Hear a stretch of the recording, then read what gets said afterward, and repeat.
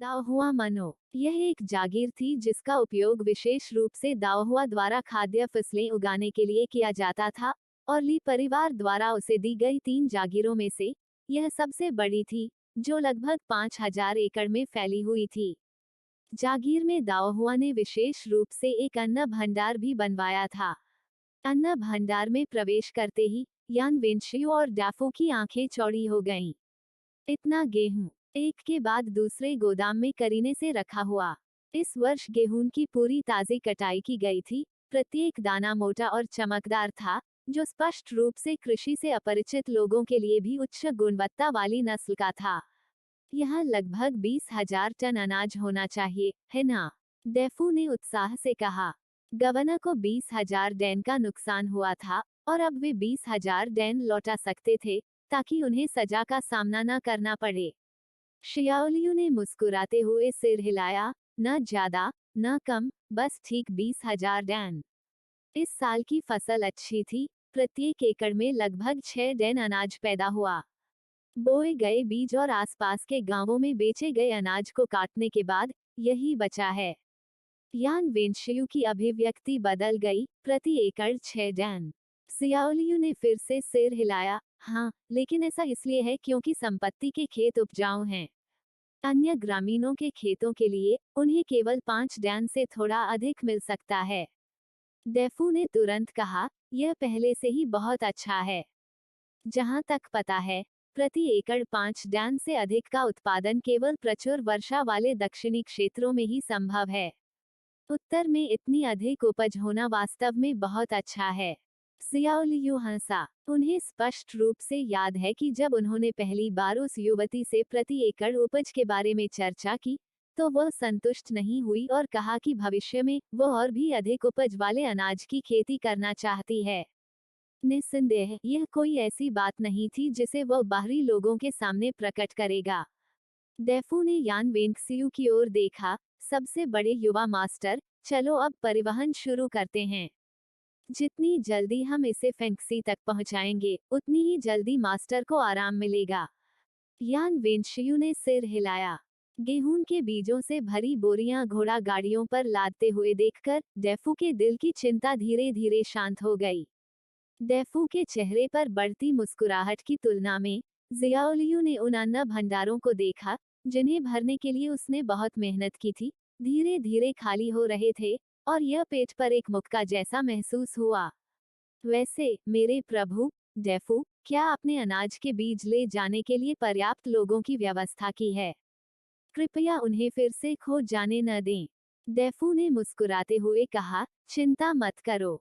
मैंने commander Shane को पहले ही सूचित कर दिया है। इस बार वो व्यक्तिगत रूप से एस्कॉर्ट की निगरानी करेंगे। मास्टर के करीबी जिनलिंग गार्ड भी उनका अनुसरण करेंगे, और एक बार जब हम फेंक्सी पहुंचेंगे, तो गवर्नर के अधीन सैनिक हमसे मिलने आएंगे ताकि यह सुनिश्चित किया जा सके कि अनाज फेंक्सी के लोगों तक पहुंचे। यह सुनकर जियाउलियू ने और कुछ नहीं कहा।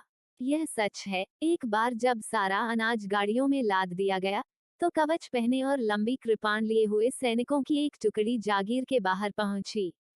जियाउलियू ने नजर डाली और देखा कि वहां कई सैनिक थे, जिनमें से प्रत्येक काफी सक्षम लग रहा था, जिससे अंततः उसके मन को राहत मिली। जब तक यान वेंशियो और अन्य लोग यान निवास पर लौटे, तब तक दोपहर हो चुकी थी। कमांडर शेन और अनाज ले जा रहे सैनिक बंदरगाह पर थे और शहर में प्रवेश नहीं किया। यह सुनकर कि उन्होंने 20,000 डैन अनाज एकत्र किया है, जियो येयांग बहुत उत्साहित और खुश हुआ। उसने दाओहुआ की ओर देखा, कुछ कहना चाहता था, लेकिन जैसे ही शब्द उसके होठों तक पहुंचे, उसे लगा कि वे बहुत तुच्छ होंगे, इसलिए उसने उन्हें वापस निगल लिया। उन्होंने कहा, मुझे अनाज के काफिले के साथ प्रांतीय राजधानी तक जाना है, इसलिए मैं अभी जा रहा हूँ। दाओहुआ ने एक पल के लिए सोचा और फिर कहा, मैंने देखा कि तुमने दोपहर को ज्यादा कुछ नहीं खाया। 1 मिनट रुको, मैं तुम्हारे लिए रास्ते के लिए कुछ खाना लाऊंगा। फिर यान वेंशियू की ओर मुड़ते हुए उसने पूछा, बड़े भाई, क्या आप भी जा रहे हैं? मैं। यान वेंशियू ने जियो येयान की ओर देखा। सच कहूं तो इस बार उनकी वापसी अनाज के बीज इकट्ठा करने में मदद करने के लिए थी। अब जब अनाज का मुद्दा सुलझ गया, तो छोटे राजकुमार को अब उसकी मदद की जरूरत नहीं रही। जियो येयांग ने यान वेनशियू की ओर देखा और एक पल सोचने के बाद कहा, वह भी जाएगा। एक बार वो हुआ पर्वत पर, वेनकाई और अन्य को ले आओ। कमांडेंट कार्यालय में मेरे चाचा के कई आदमी हैं। चाहे वह घुड़सवारी, तीरंदाजी या शारीरिक कौशल हो, वे सभी असाधारण रूप से अच्छे हैं। यह उनके लिए मिलने का एक अच्छा अवसर है। यान वेनशियू का उत्साह बढ़ गया। यान परिवार में क्या कमी थी? ठोस नींव और कनेक्शन। अब जब छोटा राजकुमार उनका परिचय कराने को तैयार था, तो यह उससे कहीं अधिक था जो वे मांग सकते थे। दाओहुआ ने सिर हिलाया। ठीक है, तुम लोग यहीं रुको, मैं कुछ और खाना पैक करके डटी हूँ। इस बात से चिंतित होकर कि जियो येयांग लंबे समय से इंतजार कर रहा था, यान वेनशियू ने कहा, कोई जरूरत नहीं है ना? दाओहुआ ने उत्तर दिया, चिंता मत करो, इसमें ज्यादा समय नहीं लगेगा। और फिर वो मुड़ी और भाग गई। जियो येयांग ने मुस्कुराते हुए कहा, आखिरकार यह दाओहुआ की ओर से एक दयालु इशारा है, तो चलिए थोड़ा इंतजार करते हैं। हम इस पल के लिए जल्दी में नहीं हैं। जल्द ही दाओहुआ एक चीनी मिट्टी का जार लेकर वापस आया। आप वास्तव में भाग्यशाली हैं। यह एक चीनी रतालू और काले चावल का पौष्टिक दलिया है जिसे मैंने विशेष रूप से दादी के लिए बनाया है। इसमें बहुत सारी अच्छी चीजें हैं। जहाज पर चढ़ने के बाद आप दोनों इसे विभाजित करते हैं और खाते हैं।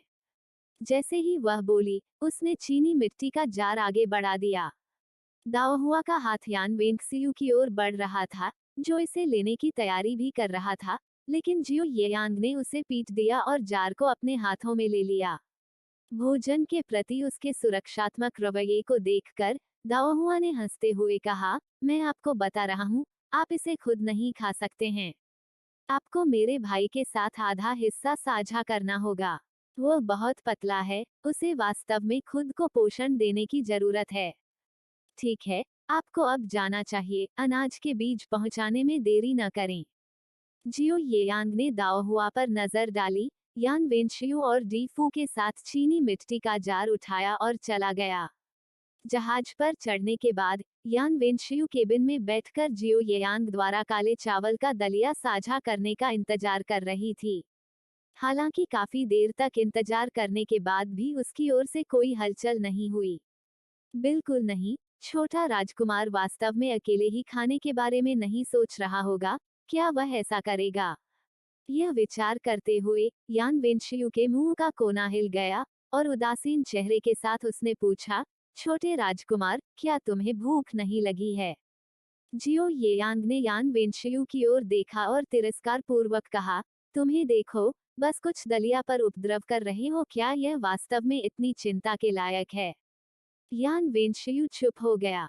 यह साधारण दलिया नहीं था, यह उसकी सबसे बड़ी बहन द्वारा दादी के लिए बनाया गया दलिया था।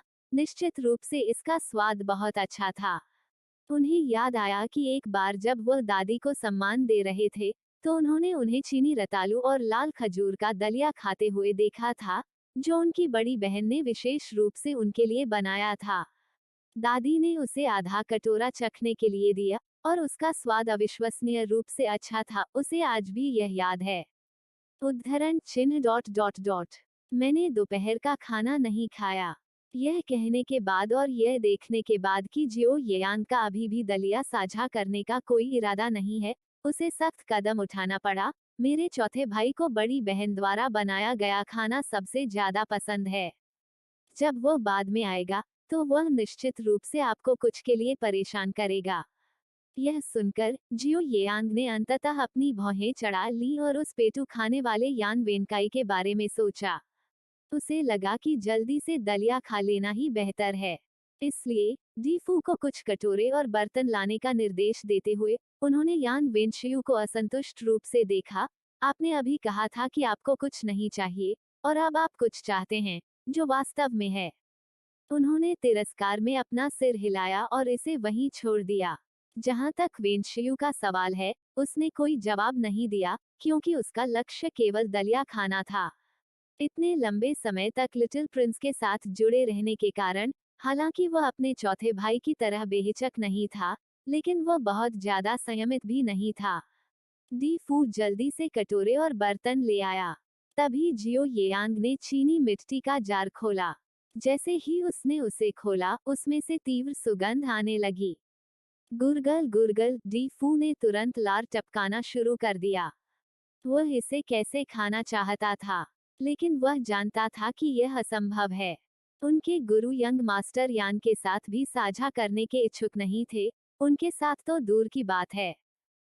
उसके सामने रखे काले चावल के दलिया के आधे कटोरे को देखकर यान वेंशियू अवाक रह गया। उसे उम्मीद नहीं थी कि छोटा राजकुमार इतना खाने पीने को लेकर पजेसिव व्यक्ति होगा। यह कैसे हुआ? क्या अनाज के बीज का मुद्दा हल हो गया है? क्योंकि कमांडर शेन जिंगझोउ शहर आए थे, यान झिगाओ उनसे मिलने के लिए निकले थे। जब तक जहाज रवाना हुआ, तब तक वह वापस लौट आया था, जो संयोग से गवर्नर कार्यालय में अपने आधिकारिक कर्तव्यों को पूरा करने का समय भी था। वह सीधे पारिवारिक क्वार्टर में वापस चला गया। मैडम ली की पूछताछ सुनकर उन्होंने पहले अपना सिर हिलाया, फिर तुरंत पूछा, हमारी बेटी के पास इतने सारे अनाज के बीज कैसे हैं? मैडम ली अचंभित रह गईं। हमारी बेटी? यह पहली बार था जब गुरु ने अपनी बेटी को इतने स्नेह से संबोधित किया था। यह देखकर कि मैडम ली ने कोई जवाब नहीं दिया, यान झिगाओ ने अपना बाहरी परिधान बदलते हुए कहा, आप वहां किस लिए स्तब्ध होकर खड़े हैं? मैडम ली ने यान झिगाओ की ओर देखा, उसके कपड़े ठीक करने में उसकी मदद करने के लिए आगे बढ़ी और फिर मुस्कुराते हुए अपना सिर हिलाया। उस लड़की ने कहा कि इसे कहते हैं, बरसात के दिन के लिए तैयार रहना, अफसोस करने से बेहतर सुरक्षित रहना। बोलते हुए उसने आह भरी। मुझे लगता है, यह अपनी मां के साथ लिनी काउंटी की यात्रा के दौरान हुई कठिनाइयों के कारण ही हुआ होगा, जिसने उसे सख्त बना दिया। यही वजह है कि वह लड़की अनाज जमा करना पसंद करती है। यान झिगाओ के दिमाग में उसकी मां और कुछ अन्य लोगों की छवि लिनी काउंटी के गवर्नर कार्यालय के दरवाजे पर भिखारियों के वेश में सामने आई। उस समय वह केवल अपनी बुजुर्ग मां के साथ पुनर्मिलन की खुशी पर ध्यान केंद्रित कर रहा था और उसने इस बारे में ज्यादा नहीं सोचा था कि बूढ़े और जवान दोनों ही लोग रास्ते में डाकुओं से बचने में कैसे कामयाब रहे या उन्होंने भोजन के लिए कैसे भीख मांगी थी। मैडम ली की व्यथित अभिव्यक्ति देखकर यान झिगाओ ने उसका हाथ थपथपाया। दाओहुआ एक बहुत अच्छी लड़की है, और मां सही थी, वो वास्तव में हमारे परिवार का भाग्यशाली सितारा है। अतीत में, हालांकि छोटा राजकुमार हमारे परिवार के काफी करीब था, लेकिन यह केवल बच्चों के बीच एक चंचल दोस्ती थी, और अंदर से, मैं हमेशा असहज महसूस करता था। आखिरकार, लिटिल प्रिंस के आसपास बहुत सारे लोग हैं, और हमारे बच्चे अपूरणीय नहीं हैं। यदि कुछ और साथी जो उसे उलझाने और उसका मनोरंजन करने में और भी बेहतर हैं, सामने आते हैं, तो उन्हें लिटिल प्रिंस द्वारा एक तरफ धकेल दिया जा सकता है। यह सुनकर मैडम ली अप्रसन्न हो गईं। हमारे बच्चे दूसरों से कम कैसे हो सकते हैं? वेनकाई उद्दंड हो सकते हैं, और वेनताओ बहुत ईमानदार, वे एक बात हैं, लेकिन वेनशियो और दाओहुआ के बारे में क्या? आगे बढ़ो, मुझे बताओ, वे अन्य बच्चों की तुलना में कहाँ कम हैं? यान झिगाओ ने असहाय अभिव्यक्ति दिखाई। मैं यह नहीं कह रहा हूँ कि हमारे बच्चे दूसरों से कमतर हैं, मेरा मतलब यह है कि लोगों के बीच संबंधों की प्रकृति अपरिवर्तित नहीं है। यहाँ देखो, छोटा राजकुमार अब केवल 14 वर्ष का है, अपने चंचल वर्षों के चरम पर है, इसलिए हमारे उत्साही बच्चों ने उस पर ध्यान आकर्षित किया है। लेकिन कुछ वर्षों में क्या होगा? यदि वह अधिक शांत हो जाता है, तो शायद उसे अलग अलग साथियों की आवश्यकता होगी। आप देखिए। इस बार मैडम ली ने कोई बहस नहीं की। यान झिगाओ ने, यह देखकर कि उसने अपनी पत्नी को आश्वस्त कर लिया है, पिछले विषय को जारी रखा। हालांकि, इस अनाज बीज कार्यक्रम की सहायता से, हमारे परिवार ने वास्तव में लिटिल प्रिंस के साथ एक गहरा बंधन बनाया है, साथ ही गुओ परिवार भी उसका समर्थन कर रहा है। मैंने लॉर्ड डोंग से सुना कि फैंक्सी में डाकुओं की समस्या बहुत गंभीर थी, और सम्राट बहुत चिंतित थे। इसलिए, जैसे ही उच्च उपज वाले अनाज के बीज उपलब्ध हुए, पहला विचार फैंक्सी का था, क्योंकि अगर लोग अपना पेट भर सकते हैं, तो स्वाभाविक रूप से, वे डाकुओं में शामिल नहीं होंगे। अगर अनाज के बीज खो गए होते और लोग जीवित रहने में असमर्थ होते, जिससे और भी अधिक डाकू भड़क जाते, तो गवर्नर गुओ को जो दंड भुगतना पड़ता वह निश्चित रूप से कम होता। हम गवर्नर गुओ की जान भी बचा सकते थे।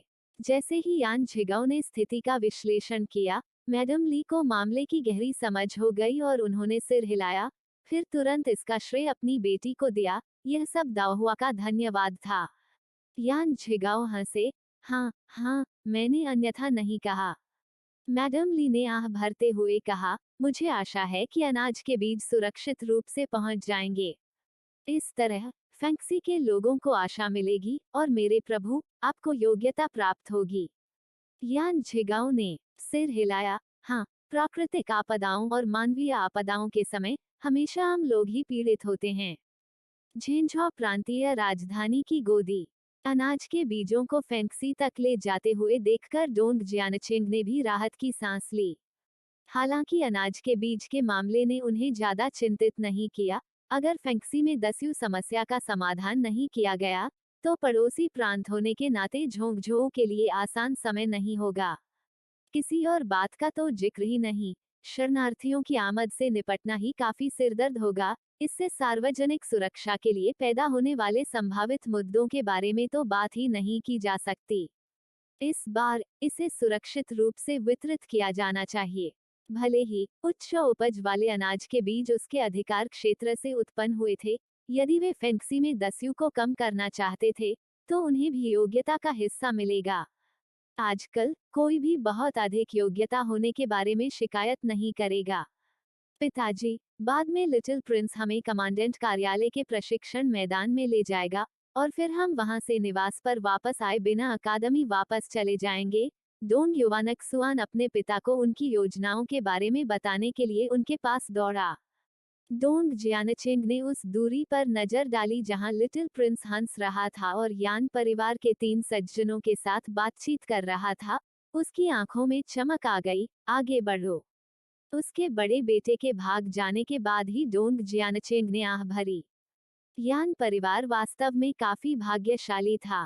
पहले उन्होंने अनजाने में लिटिल प्रिंस को बचाया था और अब उन्होंने गवर्नर गुओ के लिए इतना बड़ा उपकार किया था। समय बीतने के साथ साथ उनका बंधन निश्चित रूप से गहरा होता जाएगा। देखो, क्या वह अभी 3 यान सज्जनों को कमांडेंट कार्यालय नहीं ले जा रहा था? यान झिगाओ और तीसरे युवा मास्टर यान ने मार्शल का रास्ता चुना था और निस्संदेह उन्हें भविष्य में कमांडेंट कार्यालय के साथ बातचीत करनी होगी। इससे पहले परिचित होने से, उनके क्षितिज का विस्तार होने से, उन्हें कुछ बाधाओं से बचाया जा सकता है, साथ ही उनके नेटवर्क का विस्तार भी किया जा सकता है। इस तरह का व्यवहार मेरे अपने बेटों के साथ भी कभी नहीं हुआ। वो हुआ पर्वत की मुख्य चोटी, मेलिन विला। मास्टर, अनाज के बीज का परिवहन सफलतापूर्वक कर दिया गया है। काले रंग की एक आकृति एक घुटने पर बैठी हुई थी। उनके सामने बैठकर गुओ रुओमी ने उदासीनता की अभिव्यक्ति की। क्या गुप्त अनुरक्षकों की उचित व्यवस्था की गई थी? काले कपड़े पहने व्यक्ति ने सिर हिलाया, सब कुछ अच्छी तरह से व्यवस्थित किया गया है। ऐसी कोई अन्य घटना नहीं होगी जहां अनाज के बीज का अपहरण कर लिया गया हो। गुओ रुओमी की आंखें थोड़ी सिकुड़ गईं, मुझे ऐसी ही उम्मीद है। आप अभी जा सकते हैं, लेकिन अनाज परिवहन टीम का अनुसरण करें। अगर कुछ भी होता है, तो तुरंत एक करियर कबूतर संदेश भेजें। हाँ, एक बार जब काले कपड़े वाली आकृति चली गई, तो मेई शून चाय लेकर आए। मास्टर, अब आप निश्चिंत हो सकते हैं। गुओ रुओमी ने चाय लेते हुए अपना सिर हिलाते हुए कहा, जब तक खेत में बीज नहीं बोए जाते, मुझे चैन नहीं आएगा। उसने चाय का एक घूंट लेते हुए कहा।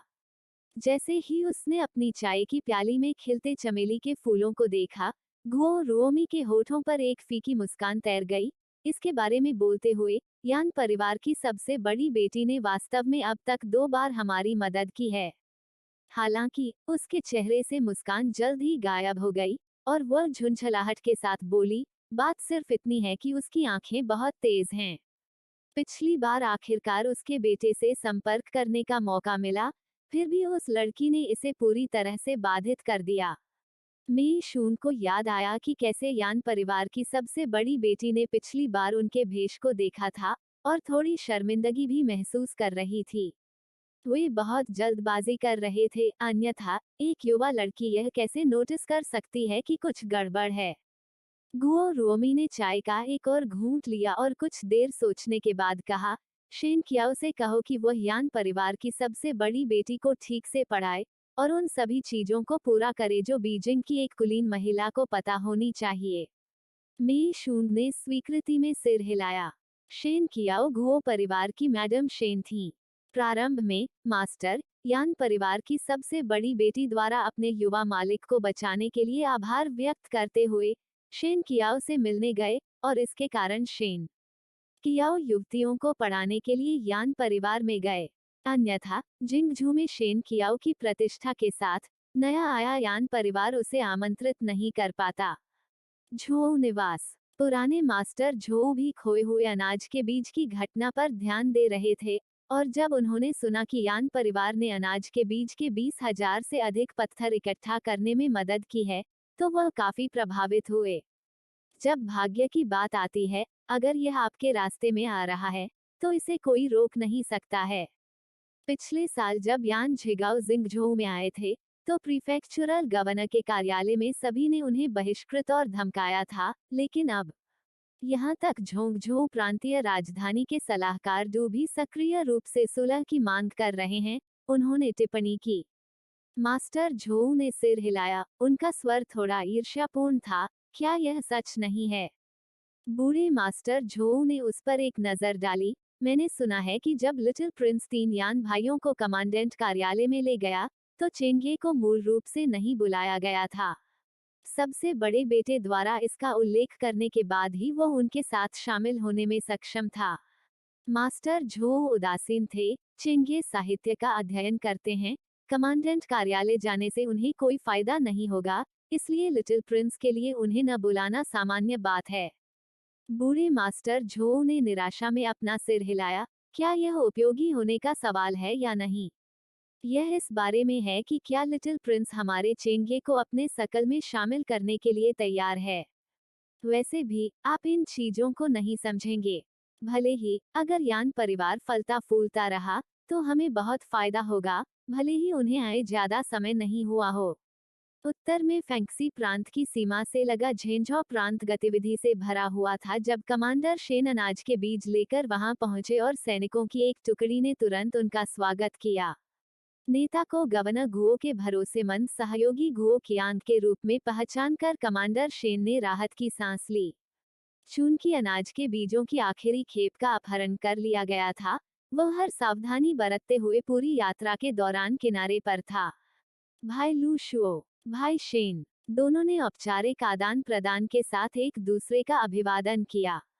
लू शुओ ने अपनी मुट्ठी बंद की और कृतज्ञ चेहरे के साथ कहा, भाई शेन, आपकी यात्रा कठिन रही है।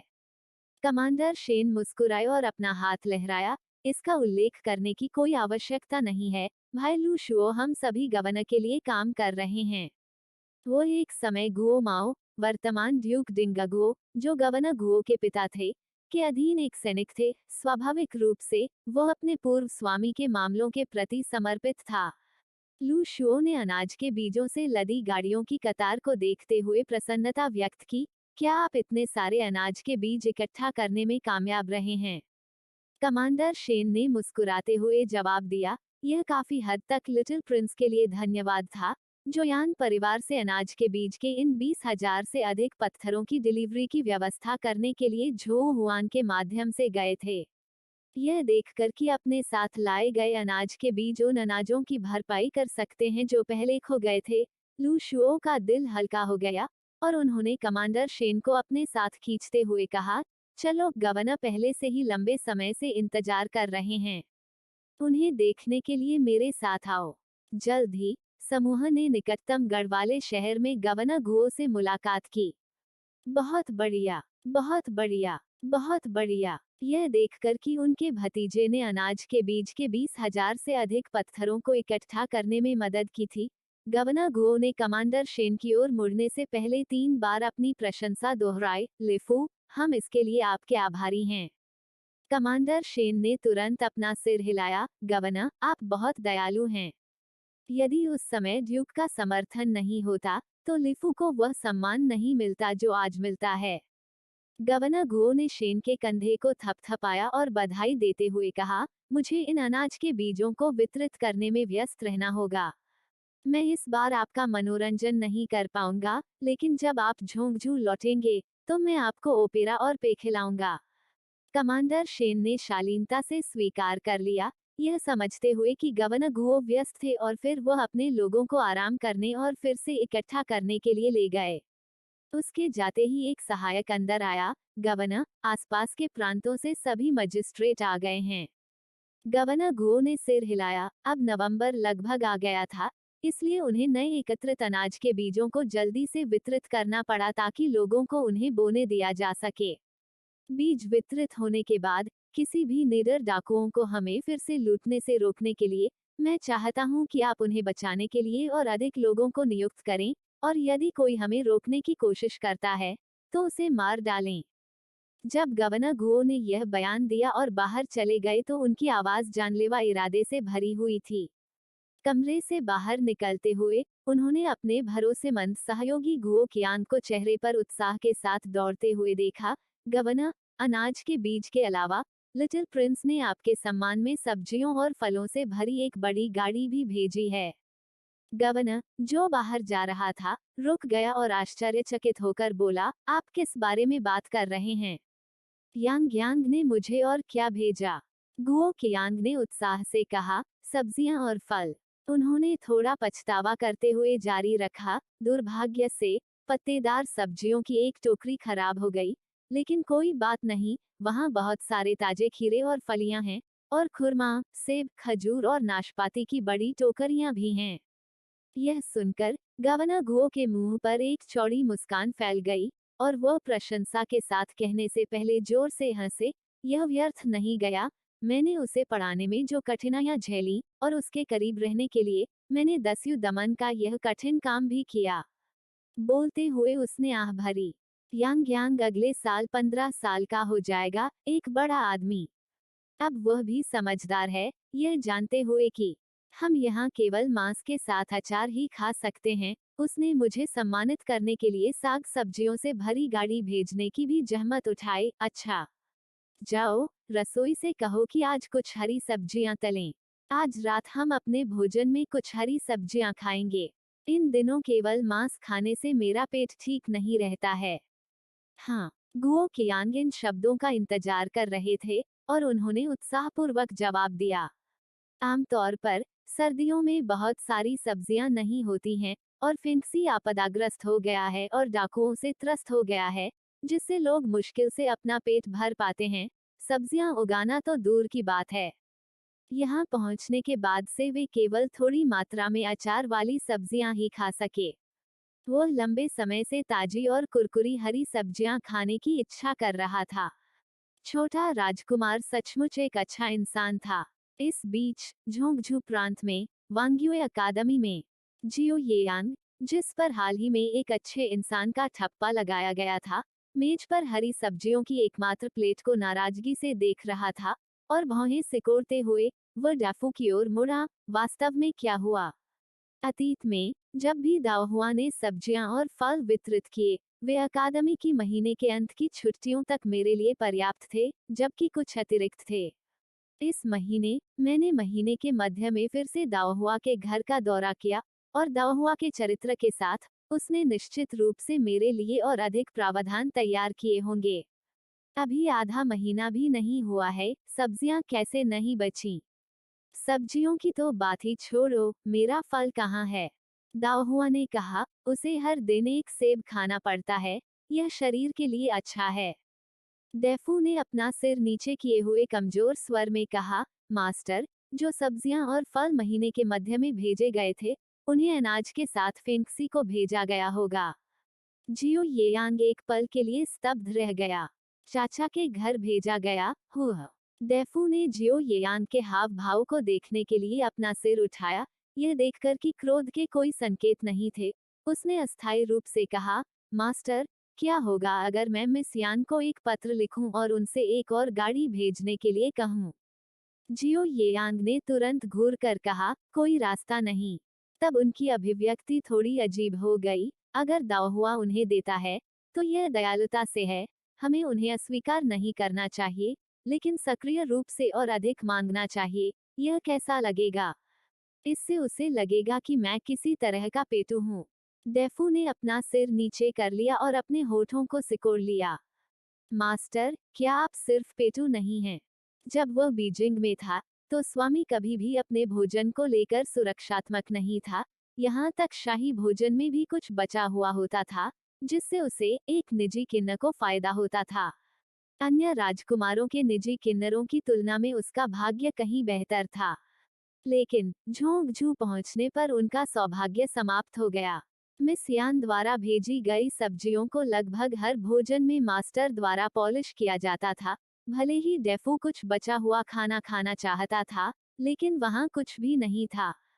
थोड़ी देर की चुप्पी के बाद डेफू ने कहा, उस स्थिति में नवंबर के अंत तक मालिक केवल बाहर से खरीदी गई सब्जियां ही खा पाएंगे। यह सुनकर जियो येयांग का चेहरा उतर गया। पहले उसने कभी नहीं सोचा था कि बाहर की सब्जियां तब तक खराब होती हैं जब तक वे अच्छी तरह से मसालेदार होती हैं, लेकिन जब से उसे दाहुआ द्वारा भेजी गई सब्जियों की आदत हो गई, वह किसी और की उपज नहीं खाना चाहता था। 34 लाख रुपए में एक और 2 बिस्तर वाले घर लॉन्च करना 98.6% सटीकता दर के साथ टाटा मोटर्स के शेयर मूल्य का AI विश्लेषण ऐसा नहीं था कि वह नखरेबाज था, स्वाद सचमुच अलग था। अचानक जियो येयांग की आंखें चमक उठी। मुझे यह मिल गया है। दाओहुआ ने जिंगझोउ शहर में एक फल और सब्जियों की दुकान खोली है, इसलिए हम यही करेंगे। आप किसी को दुकान से खरीदने के लिए भेजें, चुपचाप, बिना किसी को हमारी पहचान बताए। डेफू ने सहमति में सिर हिलाया, हालांकि आंतरिक रूप से वह काफी अवाक था। मिस यान उदार थी और मास्टर के साथ बहुत अच्छी तरह घुल मिल गई थी। यह सिर्फ सब्जियों और फलों से भरी एक गाड़ी थी, वह इसे एक पत्र में क्यों नहीं मांग सकता था? तो क्या हुआ अगर मिस यान को पता था कि मास्टर पेटू है, तो क्या वह भी पेटू नहीं है? कौन किसकी गलती निकाल सकता है? समय तेजी से आगे बढ़ता हुआ नवंबर के मध्य तक पहुंच गया। जियो येयांग को अपने चाचा से एक पत्र मिला और पता चला कि अनाज लोगों को वितरित कर दिया गया था और पहले ही खेतों में बो दिया गया था। आखिरकार उसे बोझ से राहत महसूस हुई। चिंताएं दूर होने के साथ उसकी भूख में सुधार हुआ और इसलिए उसने और भी अधिक खाना शुरू कर दिया। किराने के सामान के लिए जिंगझोउ की सामान्य यात्राएं, जो पहले हर कुछ दिनों में केवल एक बार होती थीं, अब हर 3 या 4 दिनों में करनी पड़ती थीं।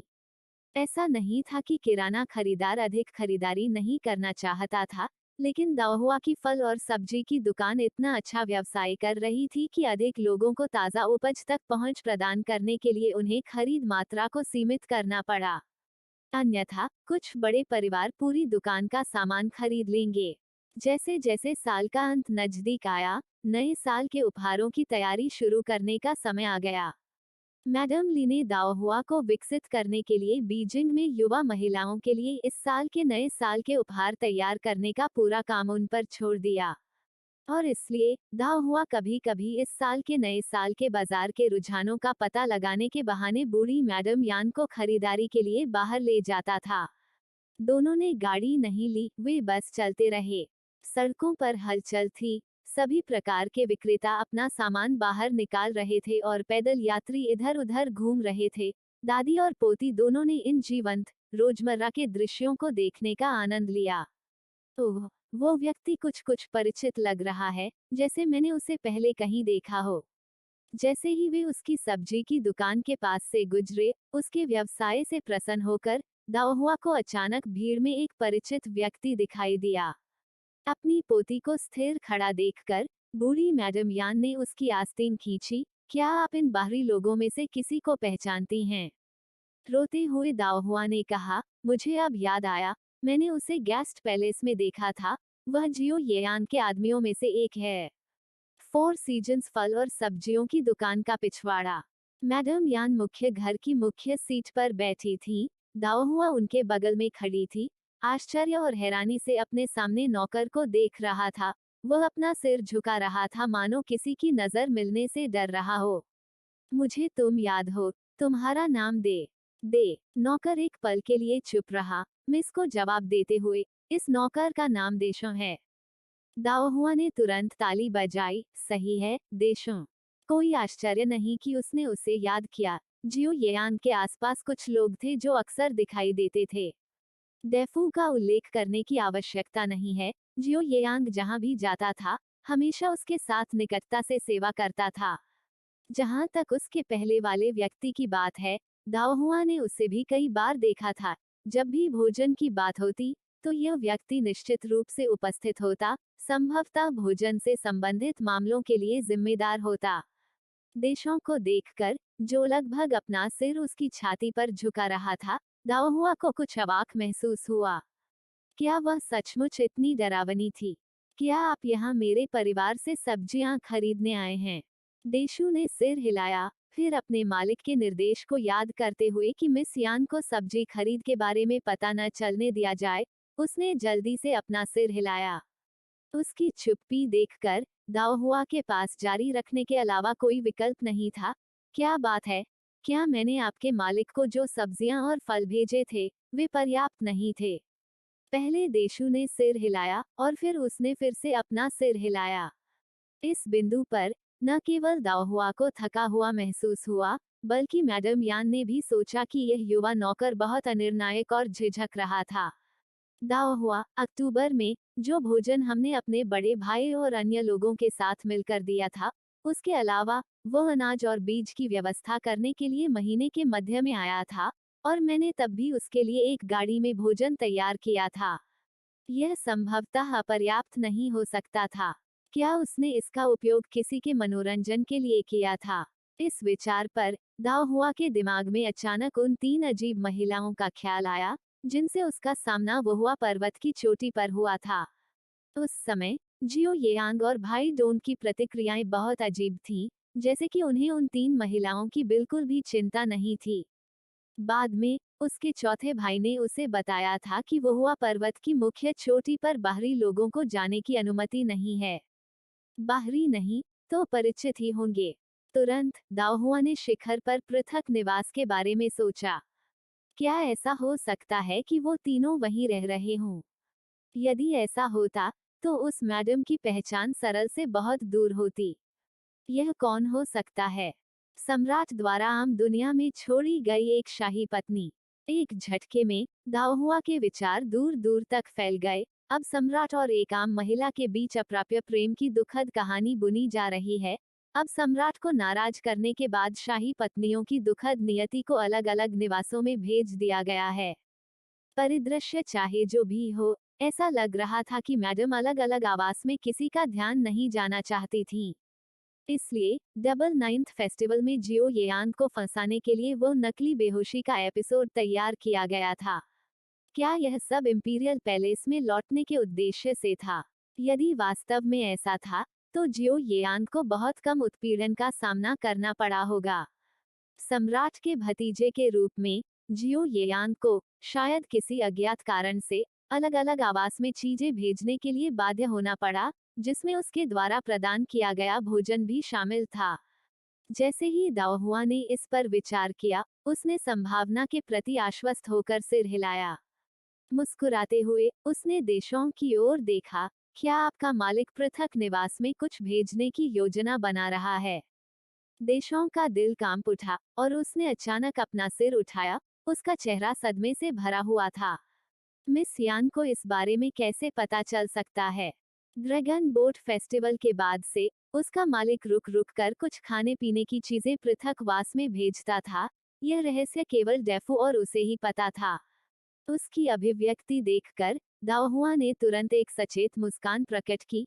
जियो येयांग, उसे वास्तव में मुझे बताना चाहिए था कि क्या वह पृथक निवास में उस मैडम को चीजें भेज रहा था। अब देखो, तुम्हारा खाना खत्म हो गया है ना?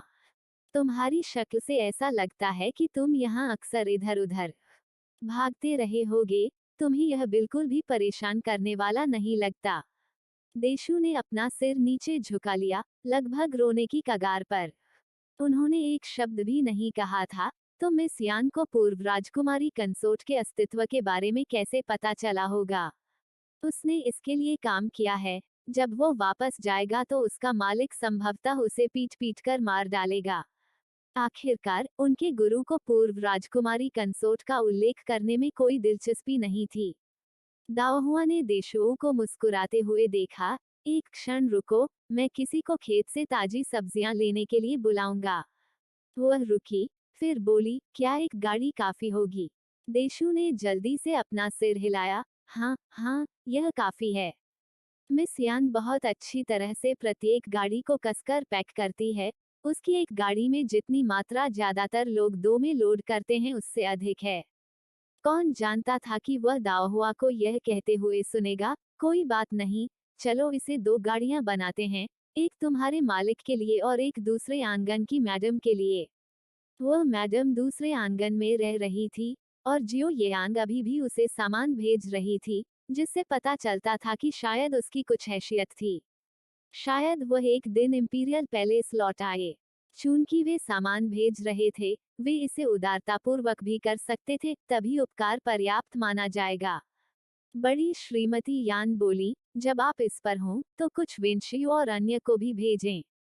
दाओहुआ ने मुस्कुराते हुए सिर हिलाया। निश्चिंत रहें, दादी, मैं बिग ब्रदर और बाकी लोगों के बारे में नहीं भूला हूँ। कुछ समय बाद देशुओ उदास चेहरे के साथ सब्जियों और फलों से भरी 5 गाड़ियों का नेतृत्व करते हुए वांग्यू अकादमी में लौट आया। वांग्यू अकादमी, वह आंगन जहां जियो येयांग रहता था। देशों द्वारा वापस लाई गई सब्जियों और फलों की 5 गाड़ियां देखकर जियो येयांग को कुछ नाराजगी महसूस हुई। क्या मैंने तुम्हें सावधान रहने के लिए नहीं कहा था? फिर भी दाओहुआ को इसके बारे में कैसे पता चला? देशु को बुरा लग रहा था और उसने अपना सिर नीचे झुका लिया। मास्टर, मुझे वास्तव में दोषी नहीं ठहराया जा सकता। किसने सोचा होगा कि मिस यान और बड़ी श्रीमती यान खरीदारी के लिए बाहर जाएंगी और 4 seasons fruits and vegetables shop के पास से गुजरेंगी। उसने मुझे पहचान भी लिया। जियो येयांग ने आह भरते हुए कहा, यह ठीक है, अब जब वह जानती है, तो वह जानती है। अधिक से अधिक, इससे दाओहुआ को लगेगा कि मैं थोड़ा पेटू हूँ। रुकते हुए, उसने भौहें सिकोड़ ली और उपज की 5 गाड़ियों को देखा। मैं थोड़ा अधिक खाता हूँ, लेकिन उस दाओहुआ को मेरे साथ सुअर की तरह व्यवहार करने की कोई जरूरत नहीं है। वह एक बार में 5 गाड़ियां भेजती है, वो मुझे मौत के घाट भी उतार सकती है। देशों के मुंह का कोना हिल गया और उसने झट से कहा, 2 गाड़ियां 3 यान भाइयों के लिए हैं, और एक गाड़ियां यंग मास्टर डोंग और यंग मास्टर सू के लिए हैं। हालांकि अकादमी में एक डाइनिंग हॉल था, लेकिन भोजन का स्वाद बहुत अच्छा नहीं था। इसलिए जिनके पास थोड़ी बहुत संपत्ति है वे बेहतर खाने के लिए एक आंगन किराए पर लेते हैं और अपना खाना खुद पकाते हैं। जबकि यान भाइयों के पास अपना आंगन नहीं था, उन्हें डोंग युवानक्सुआन और अन्य की रसोई का उपयोग करने की अनुमति थी। जियो येयांग की अभिव्यक्ति कठोर हो गई, और उसने शुष्कता से कहा, वे 2 गाड़ियां भी बहुत हैं। देशों ने अपने मालिक की ओर देखा और साहसपूर्वक कहने से पहले गहरी सांस ली, एक गाड़ी दूसरे आंगन की मैडम के लिए है। यह सुनकर जियो येयांग की आंखें चौड़ी हो गईं, साथ ही देशों की भी, जिसने आश्चर्य से देखा। जियो येयांग ने अविश्वास का भाव दिखाया। आपने क्या कहा? गाड़ियों में से एक किसके लिए है? देशु ने अपने घुटने मोड़े और घुटनों के बल बैठ गया। मास्टर, मैंने वास्तव में कुछ नहीं कहा। मिस यान ने मुझसे बस पूछा कि क्या उसने जो खाना भेजा था वह पर्याप्त नहीं था, और मैंने केवल सिर हिलाया। उसके बाद मुझे नहीं पता कि उसने क्या सोचा, लेकिन उसने मान लिया कि मास्टर ने दूसरे आंगन में खाना भेजा है। फिर किसी तरह उसने वहां मैडम की बात उठाई और परिणामस्वरूप एक अतिरिक्त गाड़ी भेज दी। जब जियो येयांग ने देशों की ओर देखा तो उसका चेहरा गंभीर था। देशु ने भी तुरंत घुटने टेक दिए। मास्टर, मैं कसम खाता हूँ कि मैंने मिस यान से कुछ नहीं कहा। जियो येयांग ने अपनी भौहें बुन ली। देशुओ और देशुओ लंबे समय से उसके साथ थे, और वह उनकी वफादारी से वाकिफ था। लेकिन उनकी मां के मामले के बारे में उनके अलावा केवल डोंग युवानक्सुआन और सुहोंगक्सिन को ही कुछ पता था। क्या ऐसा हो सकता है कि उन्होंने दाओहुआ से कुछ कहा हो? जियो येयांग ने अपना सिर हिलाया। वे दोनों जानते थे कि यह उसकी वर्जना है और शायद वे अपना मुंह बंद रखेंगे। यदि ऐसा है, तो यह दाओहुआ ही थी जो स्वयं इस विचार के साथ आई थी। कहानियां गढ़ने की उनकी क्षमता अव्वल दर्जे की थी। वह अब तक उसकी मां को एक गंदी पहचान भी दे सकती है। दाओहुआ की आंखों के बारे में सोचकर, जो हमेशा उत्सुकता और जिज्ञासा से घूमती रहती थी, जियो येयांग थोड़ा निराश हो गया। वह इतनी चतुर हो सकती है कि यह क्रुद्ध करने वाली थी। अगर वह जांच करती रही, तो उसकी मां की पहचान पूरी तरह से उजागर हो सकती है। बीजिंग में विभिन्न परिवारों द्वारा अपनी मां के बारे में खराब राय को ध्यान में रखते हुए, जियो येयांग ने कुछ चिंता के साथ अपनी भौहें सिकोड़ ली। दाओहुआ को इंपीरियल कंसोर्ट्स की कहानी पसंद आई। वह उसकी मां को अन्य लोगों की तरह उसी दृष्टि से नहीं देखेगी, है ना? मास्टर, हमें सब्जियों और फलों से भरी इस गाड़ी का क्या करना चाहिए? देशु ने जवाब के लिए खुद को तैयार करते हुए पूछा। इस साल ड्रैगन बोट फेस्टिवल के बाद से मास्टर और मेलिन विला के बीच संबंधों में स्पष्ट गिरावट के बावजूद, वह पूरी तरह से जानता था कि उसके मालिक के दिल में अभी भी गांठें थीं। कुछ चीजें इतनी आसानी से दूर नहीं की जा सकती थीं। फिर भी, यदि दोनों पक्षों के बीच बातचीत में वृद्धि हो सकती है, तो यह वास्तव में एक अच्छी बात होगी। नौकरों के रूप में, उनका जीवन तभी आसान हो सकता था जब उनका स्वामी अच्छी आत्माओं में था। जियो येयांग ने भोजन की गाड़ी पर नजर डाली और अधीरता से अपना हाथ लहराया। जल्दी करो और इसे ले जाओ। यह मेरे लिए नहीं भेजा गया था। यह मेरे आंगन में क्या कर रहा है? यह आंखों के लिए कष्टप्रद है। देशों ने बाद का भाग सुनकर जल्दी से देशों की ओर देखा, जो अभी भी जमीन पर घुटनों के बल बैठा हुआ था। देशु फुर्तीला था, यह जानते हुए कि उसका मालिक गाड़ी की सामग्री को विला में भेजने के लिए सहमत हो गया था, और तुरंत खड़ा हो गया और गाड़ी को ऐसे खींच लिया जैसे उड़ रहा हो, जैसे कि डर हो कि जियो येयांग अपना मन बदल लेगा। मीलिन विला। सब्जियों और फलों की एक पूरी गाड़ी को देखते हुए घुओ रुओमी के चेहरे और आंखों पर मुस्कान आ गई जब उसने मेई शूंग और उसके बगल में मेई जू से कहा, दूसरे दिन, मेरे भाई ने मुझे लिखा था कि यांग यांग समझदार हो गया है। दूर से सब्जियों और फलों की एक गाड़ी भेजकर उसके लिए सम्मान दिखाया क्योंकि वह जानता था कि वहां खाने के लिए बहुत कुछ नहीं था। पूरी तरह से शेखी बघार रहा था। अब मुझे भी कुछ मिल गया है। जल्दी जाओ, स्याही और कागज तैयार करो, मैं इस बारे में वापस लिखना चाहता हूँ। मेईजू तुरंत मुस्कुराहट के साथ लेखन सामग्री लाने के लिए चली गईं। मेई शूंग गाड़ी पर मौजूद चीजों की जांच करने के लिए आगे बढ़ी और यह देखकर कि ज्यादातर मालिक के पसंदीदा खाद्य पदार्थ थे, वह तुरंत मुस्कुराए। इन ताजी हरी सब्जियों को देखो, आप एक नज़र में बता सकते हैं कि वे स्वादिष्ट हैं। मास्टर, युवा मास्टर आपके बारे में सोच रहा है। यह जानते हुए कि आप फलों का आनंद लेते हैं और सर्दियों में उन्हें प्राप्त करना मुश्किल होता है, यहाँ उन्होंने पूरी गाड़ी भेजी है। जैसे ही वह बोली, उसने एक लाल सेब लिया, इसकी खुशबू बहुत अच्छी है। और तुरंत इसे गुओ रुओमी को सौंप दिया। गुओ रुओमी ने सेब पकड़ लिया, और भले ही पहाड़ के चारों ओर बर्फ थी, फिर भी उसका दिल गर्म महसूस कर रहा था। यह सही है। यांग यांग ने मुझे ऐसे भोजन से सम्मानित किया है, मुझे भी बदले में उसे कुछ देना चाहिए। आपको क्या लगता है कि उसे क्या देना अच्छा होगा? मास्टर जो भी देंगे, युवा मास्टर को निश्चित रूप से पसंद आएगा। उद्धरण चिन्ह डॉट डॉट डॉट उद्धरण चिन्ह।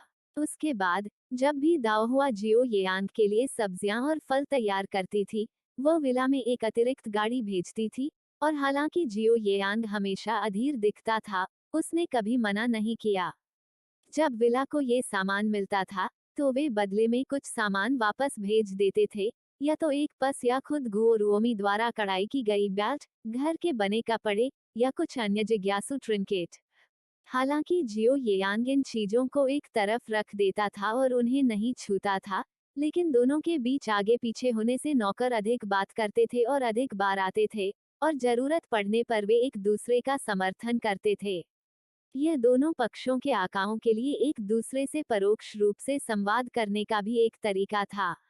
निस्संदेह, दाओहुआ इससे पूरी तरह अनभिज्ञ था। वह नहीं जानती थी कि उसकी अनपेक्षित कार्रवाई ने वास्तव में जियो येयांग और उसके बेटे के बीच रिश्ते को गर्म करने में मदद की थी। यान निवास, सदाचार और कला न्यायालय। कक्षा कोयले की दहकती आग से गर्म हो गई थी, जिससे दाओहुआ और अंदर बैठे अन्य लोगों को ठंड का एहसास नहीं हुआ। दाओहुआ अपनी मेज पर रखी कला की व्याख्या करने वाली किताबों को पलटती थी और बीच बीच में ऊपर बैठे शिक्षक शेन की ओर भी देखती थी।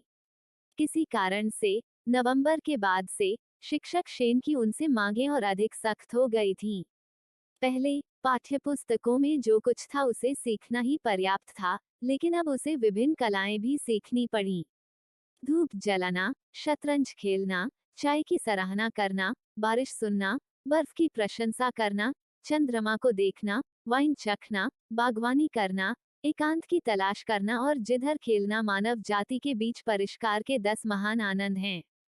महिलाओं को सभी में जानकार होने की आवश्यकता नहीं है, लेकिन कम से कम उन्हें 2 या 3 में उत्कृष्टता प्राप्त करनी चाहिए, ताकि चाहे मेहमानों की मेजबानी करनी हो या परिवार का मनोरंजन करना हो, वे बातचीत के बिना नहीं रहेंगी या नीरस और उबाऊ नहीं दिखेंगी। शिक्षक शेन ने नीचे दी गई 4 लड़कियों के भावों को ध्यान में रखते हुए धीरे धीरे समझाते हुए चाय की चुस्की ली। सबसे बड़ी मिस, क्या आपने तय कर लिया है कि आप क्या सीखना चाहती हैं? शिक्षक का प्रश्न सुनकर दाओहुआ तुरंत सीधा बैठ गया। मैंने अपनी पसंद बना ली है, शिक्षक, मैं सितार बजाना सीखना चाहता हूँ। वो पूर्व जन्म में गुकिन बजाना सीखना चाहती थी, लेकिन उसे कभी अवसर नहीं मिला। शिक्षक शेन ने मुस्कुराते हुए सिर हिलाया। सभी वाद्ययंत्रों में सितार का गुण सबसे अधिक है। सितार बजाना किसी की भावनाओं को विकसित कर सकता है और आंतरिक भावनाओं को व्यक्त कर सकता है, प्रकृति को समझ सकता है, वास्तव में एक अच्छा विकल्प। पुष्टि से प्रसन्न होकर दाओहुआ ने प्रसन्नतापूर्वक डेस्क के शीर्ष पर जिदर संगीत रखा। केवल शिक्षक शेन ने पूछा, जिदर के अलावा क्या आप कुछ और सीखना चाहेंगे? दाओहुआ अचंभित रह गया, क्या सितार पर्याप्त नहीं खेल रहा था? शिक्षक शेन को मुस्कुराते हुए अपनी ओर देखते हुए देखकर दाओहुआ ने अनिच्छा से अपना सिर झुकाया और कला का परिचय देने वाली पुस्तक को फिर से पलटा और अंत में अगरबत्ती जलाने के बारे में सीखने का विकल्प चुना। प्राचीन समय में लोगों का जीवन धूप जलाने से लगभग अविभाज्य था। इसका उपयोग कपड़ों को सुगंधित करने, कमरे को धूनी देने के लिए किया जाता था और बलिदान संस्कार के दौरान भी यह आवश्यक था। वैसे भी इसके बहुत सारे उपयोग थे।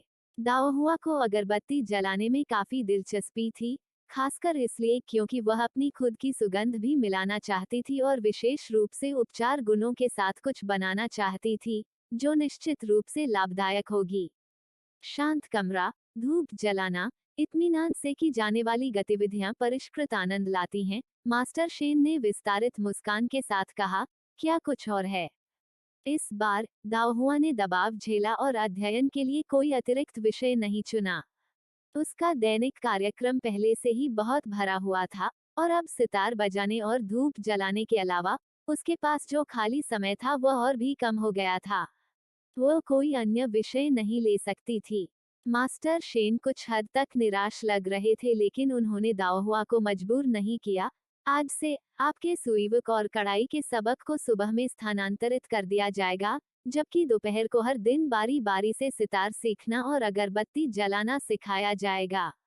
दाओहुआ ने आदरपूर्वक सिर हिलाया। हाँ मास्टर। बाद में मास्टर शेन ने 3 यान बहनों की ओर अपनी निगाहें घुमाईं। उनके लिए मास्टर शेन की बहुत अधिक मांगें नहीं थीं, जिससे उनमें से प्रत्येक को केवल एक कौशल का अध्ययन करने की अनुमति मिल सके। यान येहुआन, जो शांति का आनंद लेते थे, ने शतरंज का अध्ययन करना चुना।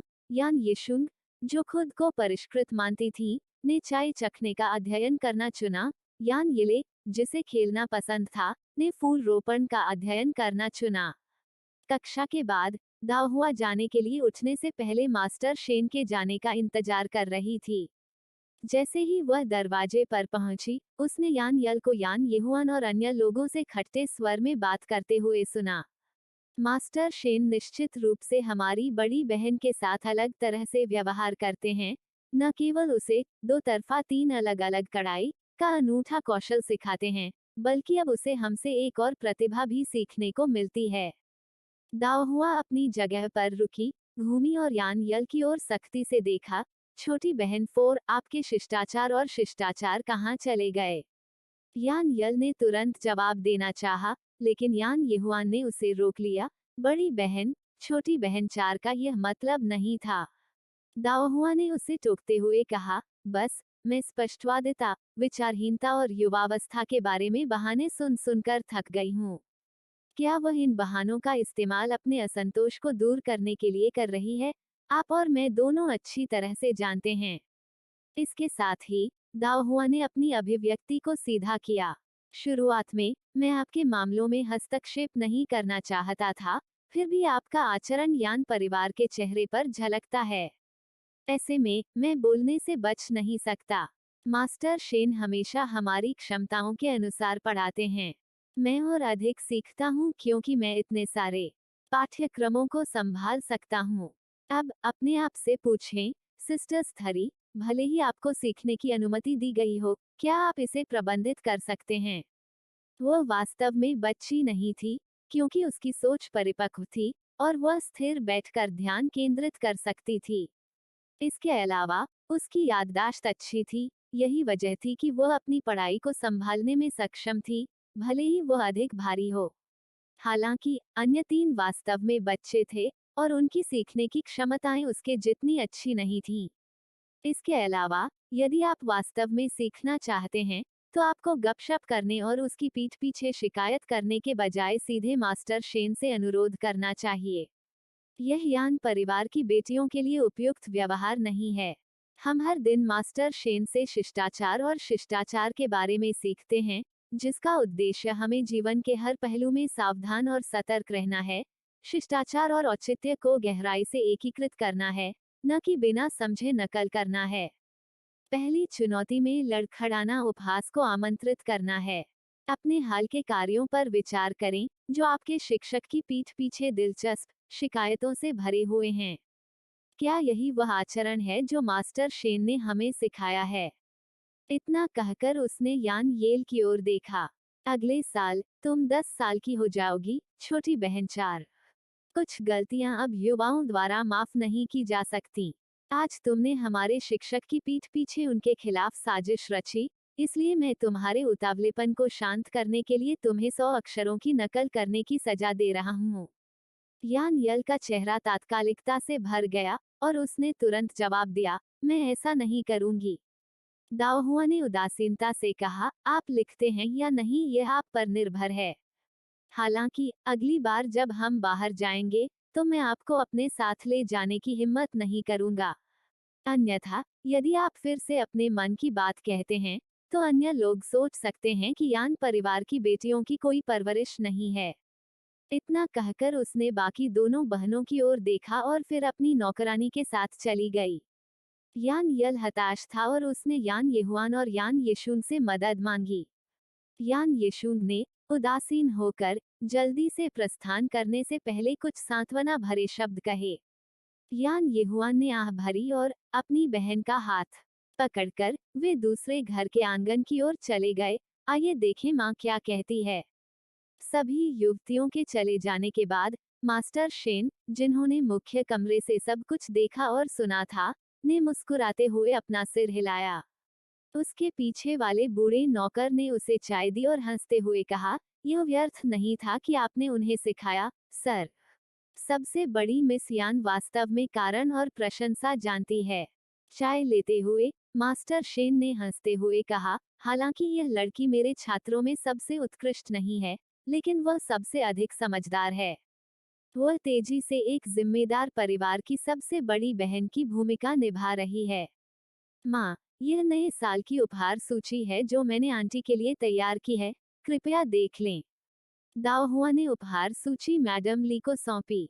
मैडम ली ने सूची ली और उस पर नजर डाली, जिसमें भोजन, कपड़े और अन्य जरूरतों को शामिल किया गया था। क्या दादी ने इसे देखा है? दाओहुआ ने सिर हिलाया। सूची में सब कुछ दादी के साथ चर्चा करने के बाद तय किया गया था। क्या आपको कुछ भी दिखाई देता है जिसे जोड़ने या हटाने की आवश्यकता है? मैडम ली मुस्कुराई और उपहार सूची नीचे रखी। वस्तुएं बहुत अच्छी तरह से तैयार की गई हैं। हालांकि हम अपनी संपत्ति पर उत्पादित कुछ और सामान जोड़ सकते हैं। आपकी चाची कमजोर है और काले चावल और लाल खजूर जैसे खाद्य पदार्थ बहुत पौष्टिक हैं, उन्हें कुछ अतिरिक्त दें। दाओहुआ तुरंत सहमत हो गई और उसने मुस्कुराते हुए पूछा, माँ, क्या आंटी के साथ आपके संबंध बहुत अच्छे हैं? मैंने देखा है कि आप हर साल उनके लिए जो उपहार तैयार करती हैं, वे हमेशा विशेष रूप से उदार होते हैं। मैडम ली मंद मंद मुस्कुराई। जब माँ ने पहली बार यान परिवार में शादी की, तो आपकी चाची ने मेरी काफी मदद की। उनके बिना मेरे लिए यान परिवार में फिट होना इतना आसान नहीं होता। माँ उनकी दयालुता के लिए आभारी हैं। जैसे ही वह बोली, उसकी अभिव्यक्ति क्षण भर के लिए रुक गई। एक और कारण था, वो उन महिलाओं की कठिनाइयों को अच्छी तरह से समझती थी जो अपने स्टेशन से ऊपर शादी करती हैं। वह एक व्यापारी की बेटी की शादी एक विद्वान परिवार में हुई थी, और उसकी भाभी, जो विनम्र मूल की थी, की शादी एक प्रतिष्ठित परिवार में हुई थी। दोनों ही विवाह करने के मामले थे, और निश्चित रूप से ससुराल परिवार में उनके दिन आसान नहीं रहे होंगे। उसे अनिवार्य रूप से साझा कठिनाई से उत्पन्न सहानुभूति की भावना महसूस हुई। दाओहुआ ने मुस्कुराते हुए कहा, माँ, आप आंटी के साथ इतना अच्छा व्यवहार करती हैं, दादी भी इसके लिए आपकी आभारी हैं। वो मुझसे आपकी प्रशंसा करना कभी नहीं भूलती।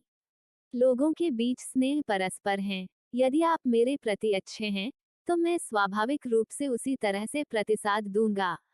इस परिवार के जिस पहलू से वह सबसे अधिक प्रसन्न थी, वह था उसकी दादी और माँ के बीच सास बहू के झगड़े का अभाव। दादी समझदार थी और घरेलू मामलों में कभी हस्तक्षेप नहीं करती थी। उसकी माँ संतानोचित और विचारशील थी, अपने कार्यों में हमेशा विचारशील थी, और वे सौहार्दपूर्वक रहते थे।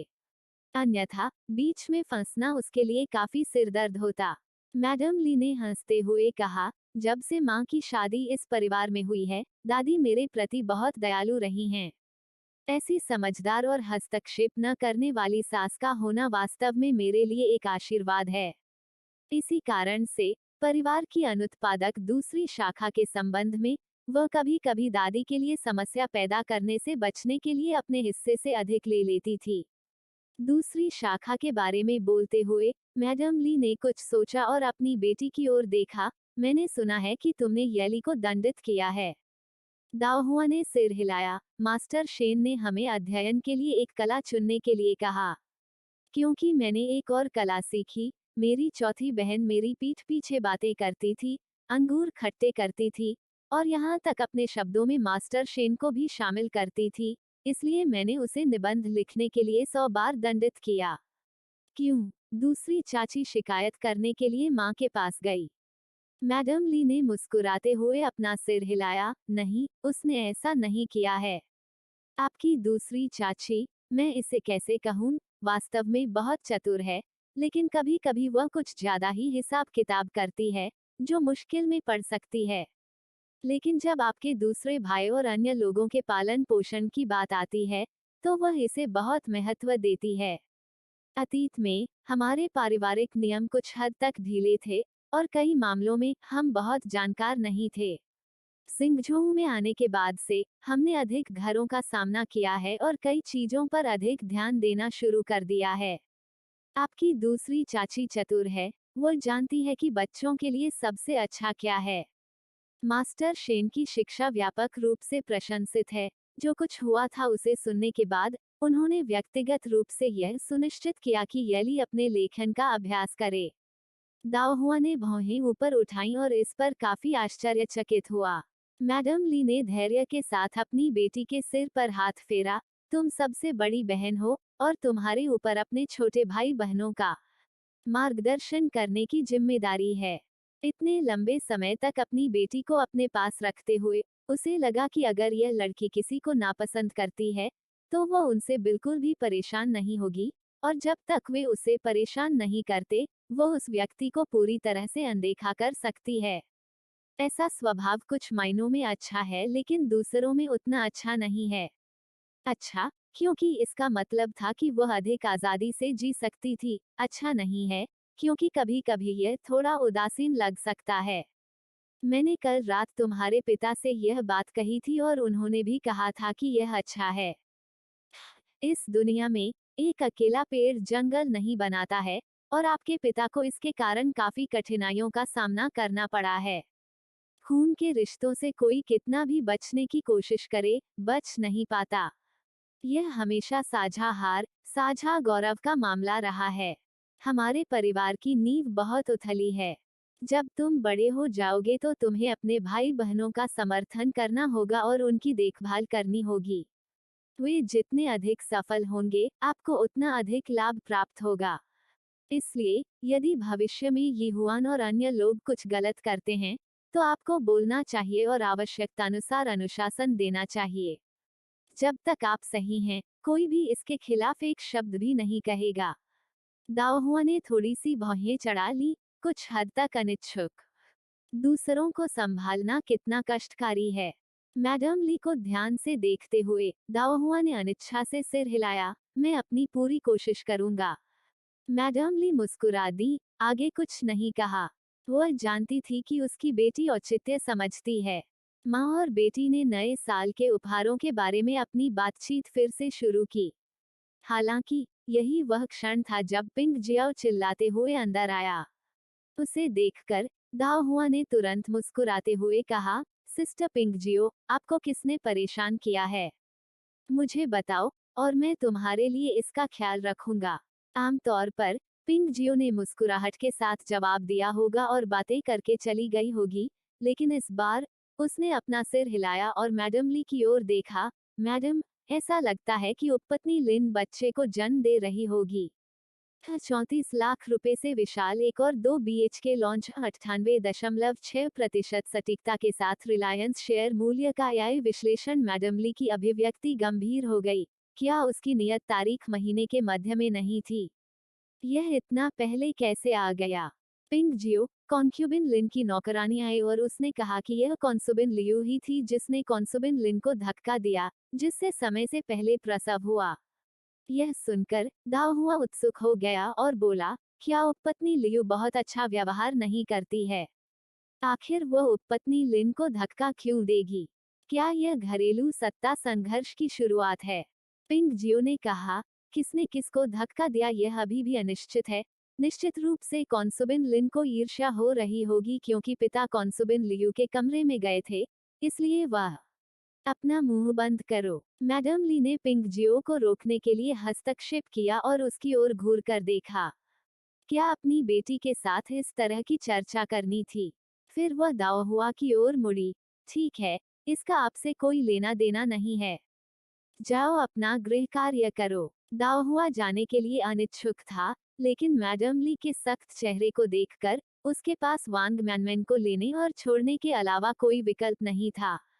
जैसे ही वे मुख्य प्रांगण से बाहर निकले, दाओहुआ ने वांग मनमन से कहा, मनमन, जाकर पता लगाओ कि वास्तव में क्या हुआ था। उसे अपने पिता की छोटी पत्नियों में विशेष रुचि नहीं थी, लेकिन उसे अभी भी यह जानने की जरूरत थी कि क्या हो रहा था ताकि वे उसकी मां के लिए परेशानी पैदा न कर सकें। अपने आंगन में लौटने के कुछ ही समय बाद वांग मनमन वापस आ गई। मिस, उपपत्नी लिन को वास्तव में प्रसव पीड़ा हो रही है, और मैडम ने पहले ही डॉक्टर और दाई को बुला लिया है। दाओहुआ, मैंने आपसे यह नहीं पूछा, मैं जानना चाहता हूँ कि कॉन्सुबिन लियू का कॉन्सुबिन लिन के समय से पहले प्रसव से क्या संबंध है? वांग मैनमैन, ऐसा इसलिए है क्योंकि हाल ही में, अपनी गर्भावस्था पर भरोसा करते हुए, कॉन्सुबाइन लिन अपने पिता की खिंचाई कर रही थी। लेकिन जैसे ही वह उसके कमरे से बाहर निकला, कॉन्सुबिन लियू ने उसे रोक लिया। तब से वे मतभेद में हैं। दाओहुआ ने जानबूझकर सिर हिलाया, फिर उपहास किया। यहाँ मैंने सोचा था कि मेरे पिता दोबारा उपपत्नी लियू के कमरे में नहीं जाएंगे, लेकिन यह पता चला। हम्फ। वांग मैनमैन ने झिझकने से पहले दाओहुआ की ओर देखा। तब से पिता कई बार वहां आ चुके हैं। हमने सोचा कि उपपत्नी लियू ईमानदार थी, लेकिन यह पता चला कि वह दिल से एक साजिश करता है। दाओहुआ ने उदासीनता से कहा, वह पिता की उपपत्नी है। यान निवास में जीवित रहने के लिए कुछ चालों का उपयोग करना आश्चर्य की बात नहीं है। जब तक वह मूर्खतापूर्ण ढंग से उस चीज का लालच नहीं करती जो उसकी नहीं है, उसे उपपत्नी लिन के साथ प्रतिस्पर्धा करने देना बिल्कुल ठीक है। मैडम, उसने बच्चे को जन्म दिया है। उत्साहित चेहरे के साथ कमरे में पहुंचे वांग मनमन को देखते हुए दाओहुआ का चेहरा काली रेखाओं से भरा हुआ था। आपका क्या मतलब है? मैडम ने जन्म दिया है। क्या आप बोलना भूल गए हैं? वांग मैनमैन ने अपनी फिसली जुबान पर ध्यान नहीं दिया और उत्साह से दाओहुआ से घोषणा की, मैडम, लिन जुशी ने एक बेटी को जन्म दिया है, अब आपकी एक और बहन है। दाओहुआ ने चुपचाप वांग मनमन की ओर देखा, जिसके चेहरे पर मुस्कान थी। अपनी ही मैडम को सीधे खुद को घूरते हुए देखकर वांग मनमन की मुस्कान थोड़ी कठोर हो गई। मैडम, क्या गलत है? दाओहुआ बिना भाव के चेहरे के साथ, क्या मुझे यह नहीं पूछना चाहिए कि आपके साथ क्या समस्या है? लिन जुशी ने एक बेटी को जन्म दिया है और आप इतने खुश हैं। वांग मैनमैन ने तुरंत अपना सिर हिलाया। मैं खुश नहीं हूँ, नहीं, मैं खुश हूँ क्योंकि लिन जुशी ने बेटे को नहीं, बल्कि बेटी को जन्म दिया है। अब देखते हैं कि वह इतनी आत्मसंतुष्ट कैसे हो सकती है। जन्म देने से पहले वह खट्टे खाद्य पदार्थों के लिए चिल्लाती रहती थी, ऐसा अभिनय करती थी मानो वह सभी को बताना चाहती हो कि वह निश्चित रूप से एक लड़के को जन्म देगी। खैर, अब उसका चेहरा खो गया है ना? दाओहुआ ने वांग मनमन की ओर देखा, जो दुर्भाग्य का विकृत आनंद ले रहा था। चाहे वह लड़का हो या लड़की, दोनों पिता की संतान हैं। वांग मैनमैन, यह वैसा नहीं है। अगर यह बेटा होता, तो लिन जुशी और भी अधिक अहंकारी होता। इस बार दाओहुआ ने ज्यादा कुछ कहने से परहेज किया। प्राचीन काल में हर किसी के मन में महिलाओं की तुलना में पुरुषों को महत्व देने की गहरी धारणा थी। हालांकि वह ऐसा कोई दृष्टिकोण नहीं रखती थी, लेकिन लिन जुशी के लिए बेटे की तुलना में बेटी को जन्म देना वास्तव में बेहतर था। वांग मैनमैन ने कहा, ओह ठीक है, महोदया, मालिक ने लियाओ परिवार को दंडित किया है। ओह, दाओहुआ ने भौहें उठाई, किस बात की सजा? वांग मनमन, मास्टर ने कहा कि लियाओ परिवार के कारण लिन जोशी का समय से पहले प्रसव हुआ, इसलिए उन्होंने उसे 3 महीने के लिए अपने क्वार्टर में कैद कर दिया है और उसे नवजात 5वीं युवा मैडम के लिए आशीर्वाद के लिए प्रार्थना करने के लिए धर्मग्रंथों की प्रतिलिपि भी बनानी होगी। दाओहुआ की आंखें थोड़ी सिकुड़ गईं, क्या लियाओ परिवार ने वास्तव में लिन जोशी को धक्का दिया था? वांग मैनमैन ने अपने होंठ भींचे, कौन जानता है? वैसे भी लिन जुशी की नौकरानी इस बात पर अड़ी हुई है कि यह लियाओ परिवार था जिसने उसे धक्का दिया था, और उस समय लियाओ परिवार की ओर से कोई गवाह नहीं था। हालांकि लियाओ परिवार की प्रतिक्रिया अजीब थी। उसने अपने लिए बचाव की पेशकश नहीं की, केवल यह कहा कि उसने यान परिवार के वंश को लगभग नुकसान पहुंचाया, अपना अपराध स्वीकार किया और अपनी सजा स्वीकार कर ली। दाओहुआ की आंखें चमक उठी, ऐसा लगता है कि वह जानती है कि आगे बढ़ने के लिए पीछे कैसे हटना है। चूंकि लिन जुशी ने अभी अभी जन्म दिया था, इसलिए यह स्पष्ट था कि उनके पिता उसका साथ देने का इरादा रखते थे। इस मामले में लियाओ परिवार जितना अधिक अपना बचाव करेगा, उतनी ही अधिक संभावना होगी कि वो उनके पिता को परेशान करेगी। अपराध को विनम्रतापूर्वक स्वीकार करना बेहतर होगा क्योंकि कम से कम गलती स्वीकार करने का रवैया अच्छा था। इसके अलावा लगभग नुकसान पहुंचाया कहने में शब्दों का उनका चयन काफी दिलचस्प था। क्या वह संकेत दे रही थी कि लिन जुशी ने सबसे पहले उस पर हमला किया था? चलो उन्हें छोड़ दें और जल्दी से मेरे लिए कढ़ाई का फ्रेम लेकर आएं। मुझे अपने चौथे भाई के लिए उसके जन्मदिन से पहले थैली पर कढ़ाई करनी होगी, नहीं तो वह फिर से उपद्रव करेगा। 18 दिसंबर को चौथे भाई यान वेनकाई का जन्मदिन है, जो कुछ ही दिन दूर है। वांग मैनमैन ने उत्सुकता से कढ़ाई को देखा, मैडम, आप यहाँ किस जानवर की कढ़ाई कर रही हैं? मैंने इसे पहले कभी नहीं देखा, क्या यह भालू है? दाओहुआ ने कढ़ाई का फ्रेम उठाते हुए मुस्कुराते हुए उसे संतुष्टि के साथ देखा, क्या यह प्यारा नहीं है? यह बशु का एक जानवर है, जिसे एक प्रकार का भालू माना जाता है, मुझे लगता है। पांडा आखिरकार भालू हैं। शुनगक्सिन प्रांगण। लिन जुशी बिस्तर पर लेटी हुई थी, कुछ निराशा के साथ अपनी बेटी को अपने बगल में लपेटे हुए कपड़ों में देख रही थी। जब से उसे पता चला कि वह गर्भवती है, उसने हमेशा यही सोचा था कि उसके गर्भ में एक बेटा है। शुरू में उसकी आशाएं जितनी अधिक थीं, अब उसकी निराशा उतनी ही अधिक थी। उसने मूल रूप से सोचा था कि दूसरे बेटे को जन्म देने से उसके पति का स्नेह उसे वापस मिल जाएगा, लेकिन अब उसके सभी विचार व्यर्थ थे। तभी वरिष्ठ नौकरानी जियुन अंदर आई। मैडम, आपकी माँ और भाभी आपसे मिलने आई हैं। यह सुनकर उत्साहहीन लिन जोशी का चेहरा तुरंत चमक उठा। जल्दी जल्दी उन्हें अंदर आने दो। इसके तुरंत बाद एक अधेड़ उम्र की महिला और एक युवा महिला को अंदर ले जाया गया। उन्हें देखकर लिन जोशी ने बैठने की कोशिश की, लेकिन अधेड़ उम्र की महिला तेजी से आगे आई और उसे पकड़ लिया। हिलना मत, तुमने अभी अभी जन्म दिया है और तुम्हें ठीक होने की जरूरत है। लिन जोशी ने खुद को धक्का नहीं दिया और लिन वांगशी का हाथ पकड़कर वह अपनी पीठ के साथ लेट गई। माँ। फिर वह बगल में खड़ी युवा महिला की ओर देखने लगी। भाभी। मास्टर लियाओ की पत्नी लिन जोशी भी मुस्कुराते हुए आगे बढ़ी और नवजात लड़की की ओर देखा। इतनी सुंदर बच्ची, वो वास्तव में आपकी तरह दिखती है, बहन। लिन जोशी मुस्कुराई। मुझे वास्तव में उम्मीद है कि वो ओल्ड मास्टर से अधिक मिलती जुलती है। इस तरह वो ओल्ड मास्टर का अधिक स्नेह प्राप्त कर सकती है। यह सुनकर लिन वांगशी की आंखों में तुरंत आंसू भर आए और उसका गला भर आया। यह सब तुम्हारे पिता की गलती है। अगर उन्होंने तुम्हारे लिए थोड़ा और संघर्ष किया होता, तो तुम्हें किसी और की रखेल नहीं बनना पड़ता। अब एक बच्चे के पिता के प्यार के लिए भी लड़ना और छीनना पड़ता है।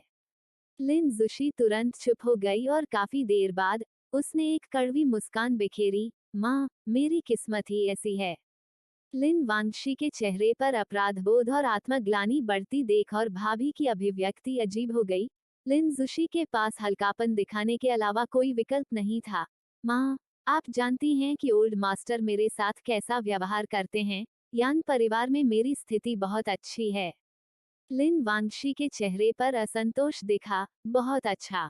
अगर यह वास्तव में अच्छा होता, तो आपका समय से पहले जन्म क्यों होता? यह सुनकर लिन जोशी की आंखें चमक उठी और उसने कमरे में वरिष्ठ नौकरानी जियुन पर नजर डाली। जाओ, दरवाजे की रखवाली करो, मुझे एक पल के लिए माँ और अपनी भाभी से अकेले में बात करनी है। हाँ। जियुन जल्दी से पीछे हट गया। एक बार अकेले में लिन जोशी ने फुसफुसाते हुए कहा, मेरा जन्म समय से पहले नहीं हुआ था। यह जानबूझकर किया गया था, आंगन में उस महिला से निपटने के लिए। लिन वांगशी और लिन जोशी दोनों हैरान थे। एक पल की चुप्पी के बाद लिन वांगशी ने अंततः चिंतित होकर डांटा, आप अपने शरीर को संजोना क्यों नहीं जानते? अगर वास्तव में कुछ हुआ होता, तो विनबिन और येशुन क्या करते? लिन जोशी ने जल्दी से उसे आश्वस्त किया। माँ, चिंता मत करो, मुझे पता है कि मैं क्या कर रही हूँ।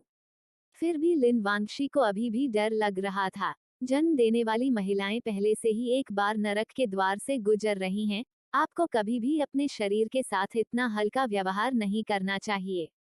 लिन जोशी का चेहरा काला पड़ गया। भविष्य में मुझे डर है कि कोई दूसरा मौका नहीं मिलेगा।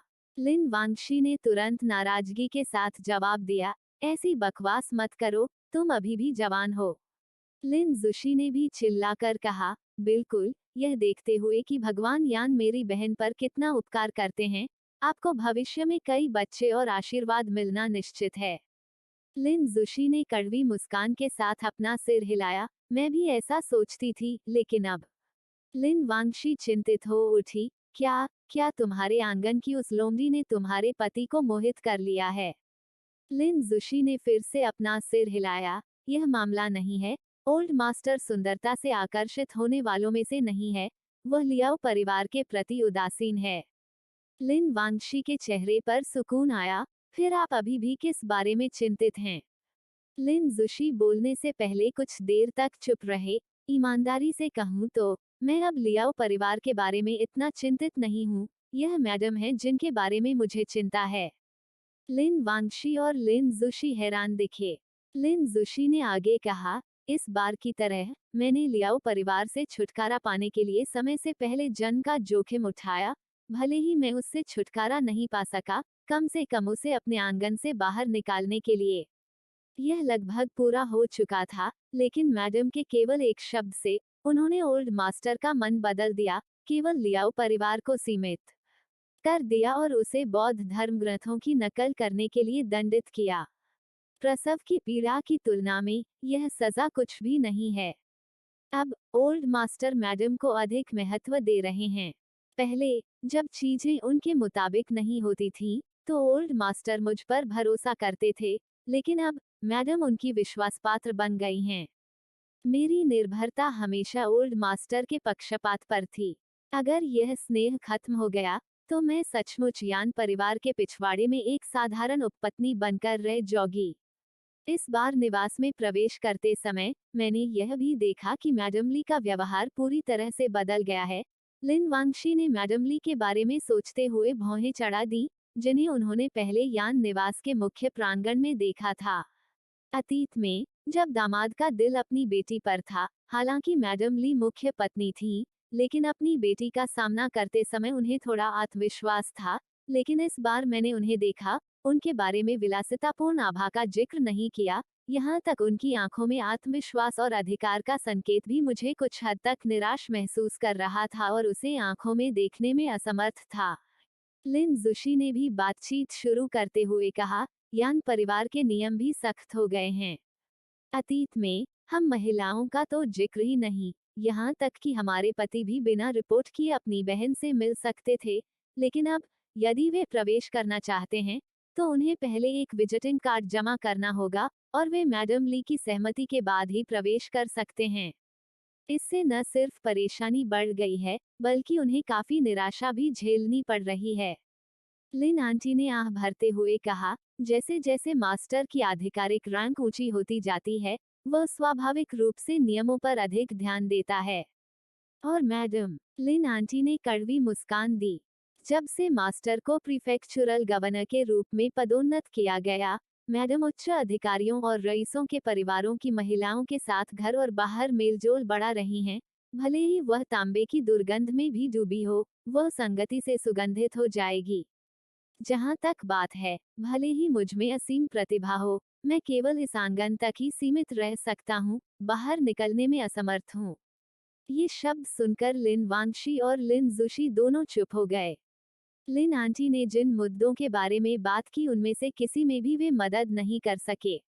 लिन आंटी ने आगे कहा, इसके अलावा सबसे बड़े गुरु और चौथे गुरु अधिक से अधिक निपुण होते जा रहे हैं, और सबसे बड़ी युवा मालकिन एक अत्यंत दुर्जय व्यक्ति हैं।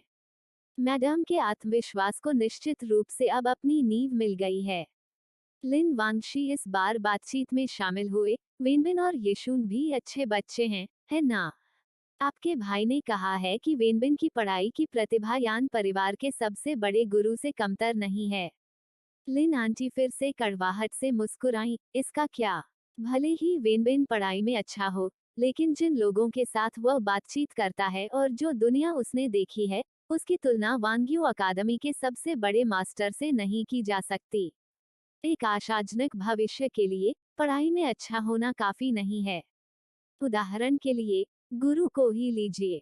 जब वह काउंटी मजिस्ट्रेट थे, तो वे लोगों के बहुत प्रिय थे, लेकिन क्योंकि आधिकारिक हलकों में उनका समर्थन करने वाला कोई नहीं था, इसलिए वह 9 साल तक इस पद पर बने रहे।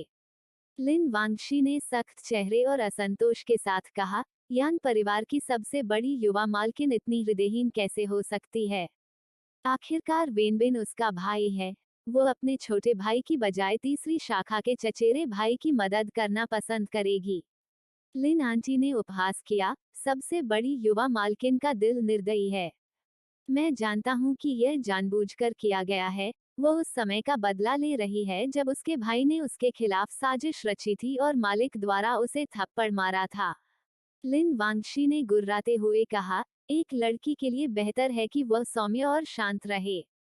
इतने बुरे स्वभाव के साथ यान परिवार की सबसे बड़ी युवा मालकिन को निश्चित रूप से भविष्य में इसका खामियाजा भुगतना पड़ेगा।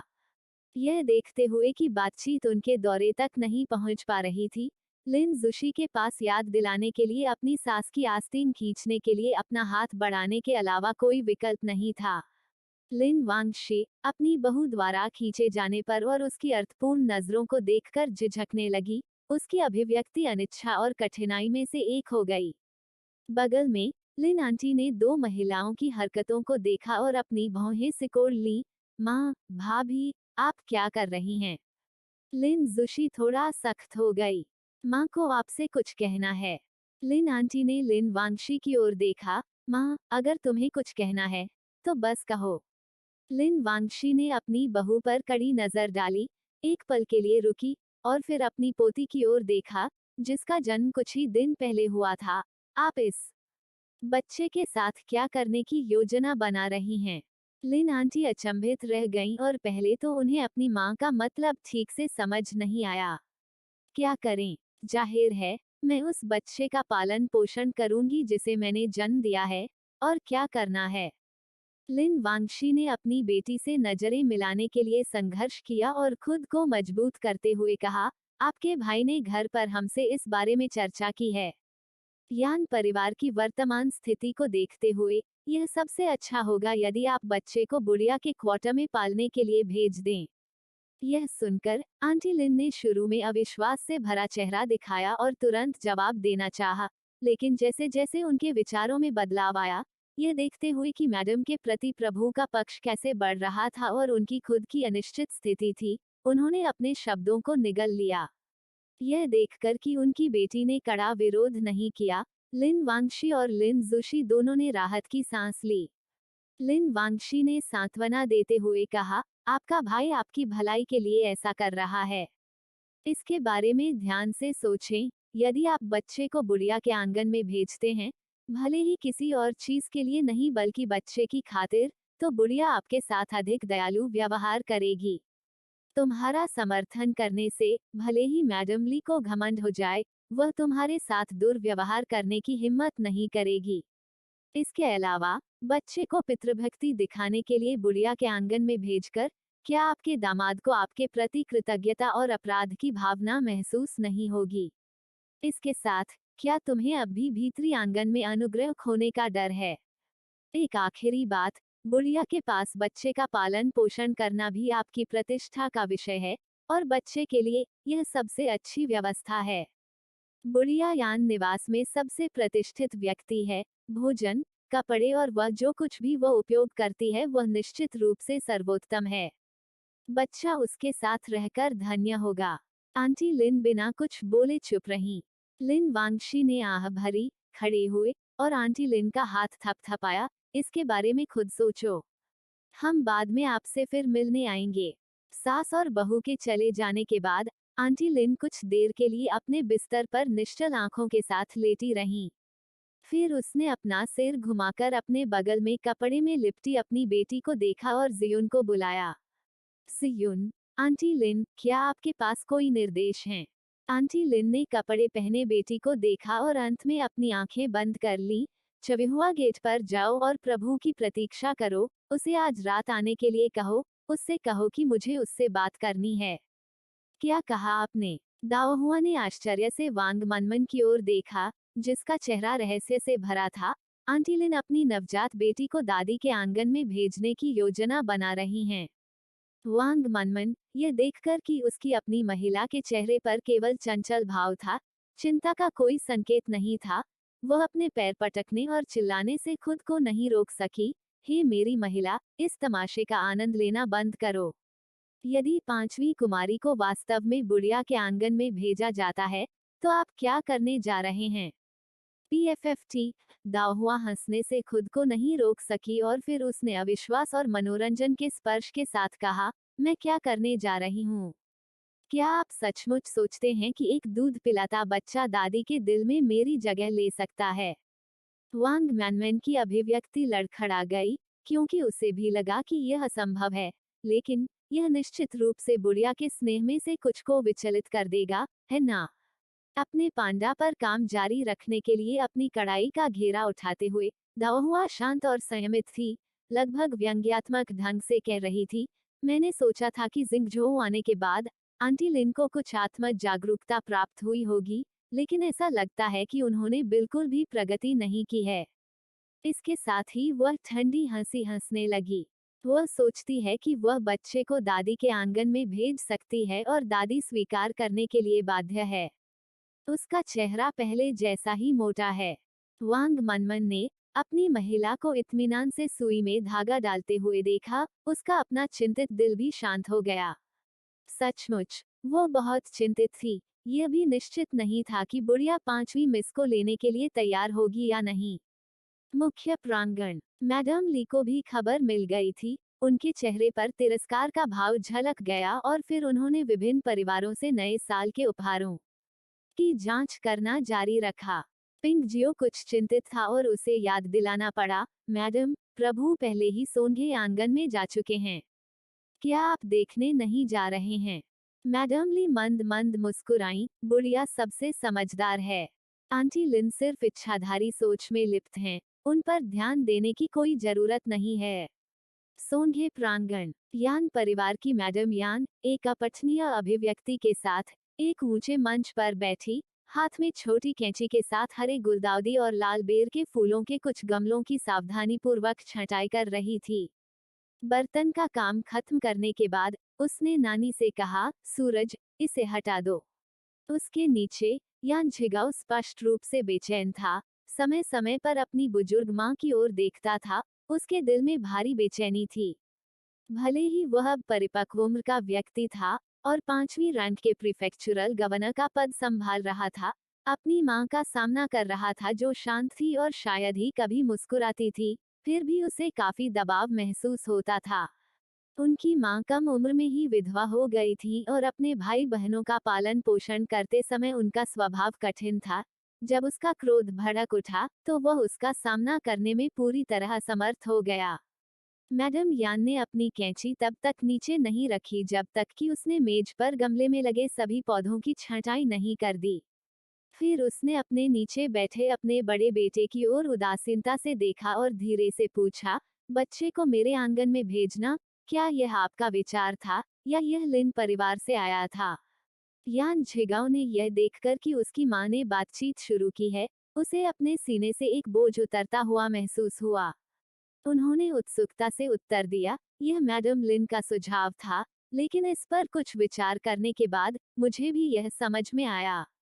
घर पर बच्चे आमतौर पर अपनी कक्षाओं में व्यस्त रहते हैं और उनके पास आपके साथ हंसी मजाक करने और बातचीत करने का समय ही नहीं होता। मैं सोच रहा था, माँ के साथ आंगन में अकेले रहने पर, अगर वहाँ नहीं होते तो यह भयानक रूप से नीरस होता।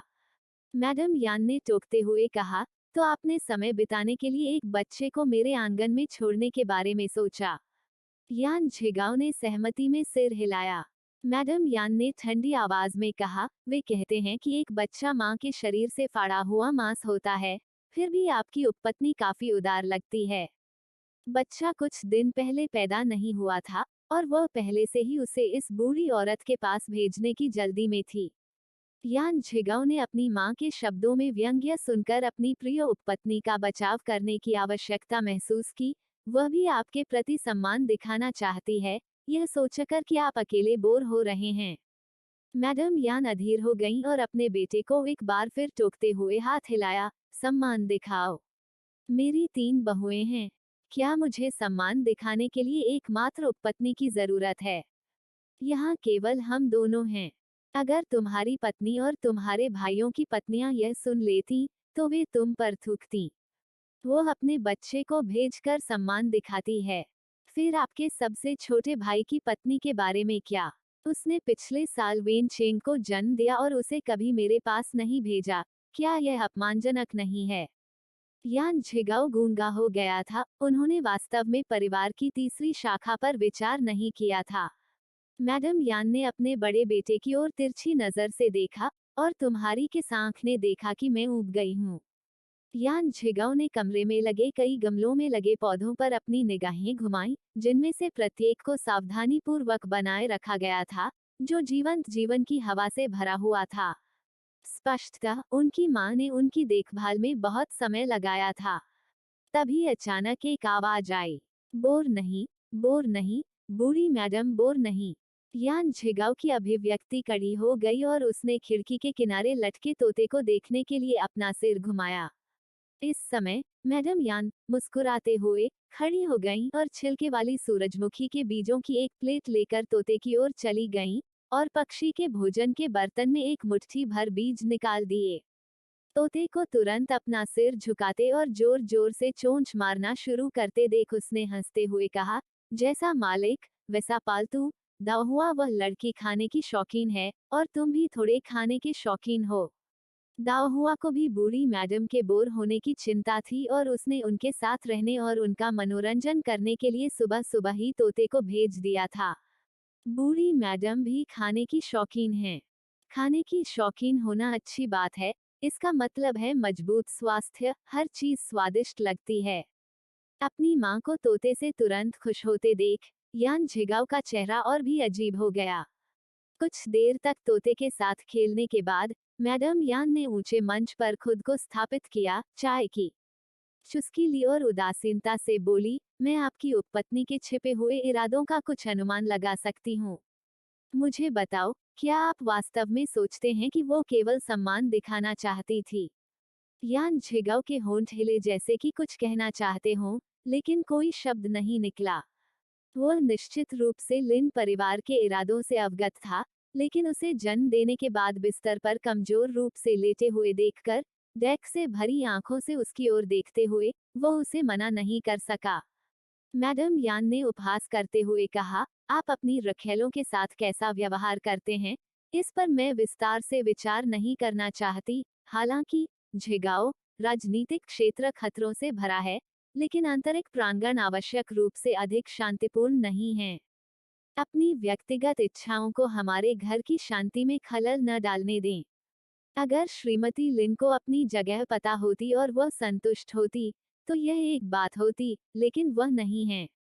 वह न केवल आपका पक्ष चाहती हैं, बल्कि मैडम ली की स्थिति की भी लालसा करती हैं, और मुझे यह मत बताएं कि आपने इस पर बिल्कुल भी ध्यान नहीं दिया है। यान झिगाओ ने अपनी भौहें सिकोड़ ली और काफी देर तक चुप रहा, फिर अंत में खड़ा हुआ और गहराई से झुककर बोला, माँ, गलती आपके बेटे की है। मैडम यान ने अपनी निगाहें अपने सबसे बड़े बेटे पर टिकाईं, मुझे आशा है कि तुम सच में अपनी गलती स्वीकार करोगे। यान परिवार के पास आज जो कुछ भी है वह सिर्फ तुम्हारे अपने प्रयासों का परिणाम नहीं है, उन लोगों को निराश मत करो जिन्होंने हमारी मदद की है। इसके अलावा आपको यह महसूस करना चाहिए कि घर में बच्चे दिन ब दिन बड़े हो रहे हैं और उनके विचार अधिक जटिल होते जा रहे हैं। यदि आप बहुत दूर जाते हैं, तो यह उन्हें और भी दूर कर देगा। वे एक ही माँ से पैदा नहीं हुए हैं। बच्चों से यह उम्मीद न करें कि वे वास्तव में एक दूसरे के करीब और प्यार करेंगे। सामाजिक स्थितियों को स्पष्ट किया जाना चाहिए। विनविन और यीशुन को ऐसे विचार रखने की अनुमति न दे जिनका उन्हें मनोरंजन नहीं करना चाहिए। लोगों को कभी भी उन चीजों का लालच नहीं करना चाहिए जो उनकी नहीं हैं। एक बार जब कोई ऐसे विचार मन में लाता है, तो इससे उसे और दूसरों को नुकसान ही होता है। यान झिगाओ की अभिव्यक्ति गंभीर हो गई। वह वास्तव में अपने आंतरिक न्यायालय के मामलों के प्रति बहुत लापरवाह था। मैडम यान ने आगे कहा, वैसे मैंने सुना है कि श्रीमती लिन की समय से पहले डिलीवरी इसलिए हुई क्योंकि उन्होंने पहले मैडम लियाओ को धक्का दिया, जिन्होंने कुछ भी नहीं किया था, और फिर वह खुद जमीन पर गिर गईं। यान झिगाओ ने तुरंत श्रीमती लिन का बचाव करना चाहा, लेकिन मैडम यान ने सुनने की परवाह नहीं की और खुद ही बोलना जारी रखा। अब से मैडम ली को आंतरिक आंगन के मामलों को संभालने दें। आप, एक पुरुष, अभी भी महिलाओं के जटिल तरीकों के बारे में बहुत अनुभवहीन हैं, उनकी नाजुक उपस्थिति से आसानी से मूर्ख बन जाते हैं, यह नहीं जानते कि कुछ महिलाएं, जब धक्का दिया जाता है, तो कुछ भी करने में सक्षम होती हैं। मैडम ली दयालु, सम्मानित, विनम्र और मितव्ययी हैं। भले ही वह अपने बच्चों की अधिक परवाह करती हैं, लेकिन वह क्रूर व्यक्ति नहीं हैं। उनके आंतरिक आंगन को संभालने से मैं सहज हूँ, और आपको उन पर थोड़ा और भरोसा करना चाहिए। यान झिगाओ एक पल के लिए चुप हो गए, फिर झुके और कहा, आपका बेटा पूरी सावधानी से माँ की आज्ञा का पालन करेगा। काफी देर तक बोलने के बाद मैडम यान को भी थकान महसूस हुई और उन्होंने हाथ हिलाते हुए कहा, अब आप जा सकते हैं। फिर, माँ, कृपया अच्छे से आराम करें। यान झिगाओ मुड़ा और कमरे से बाहर चला गया।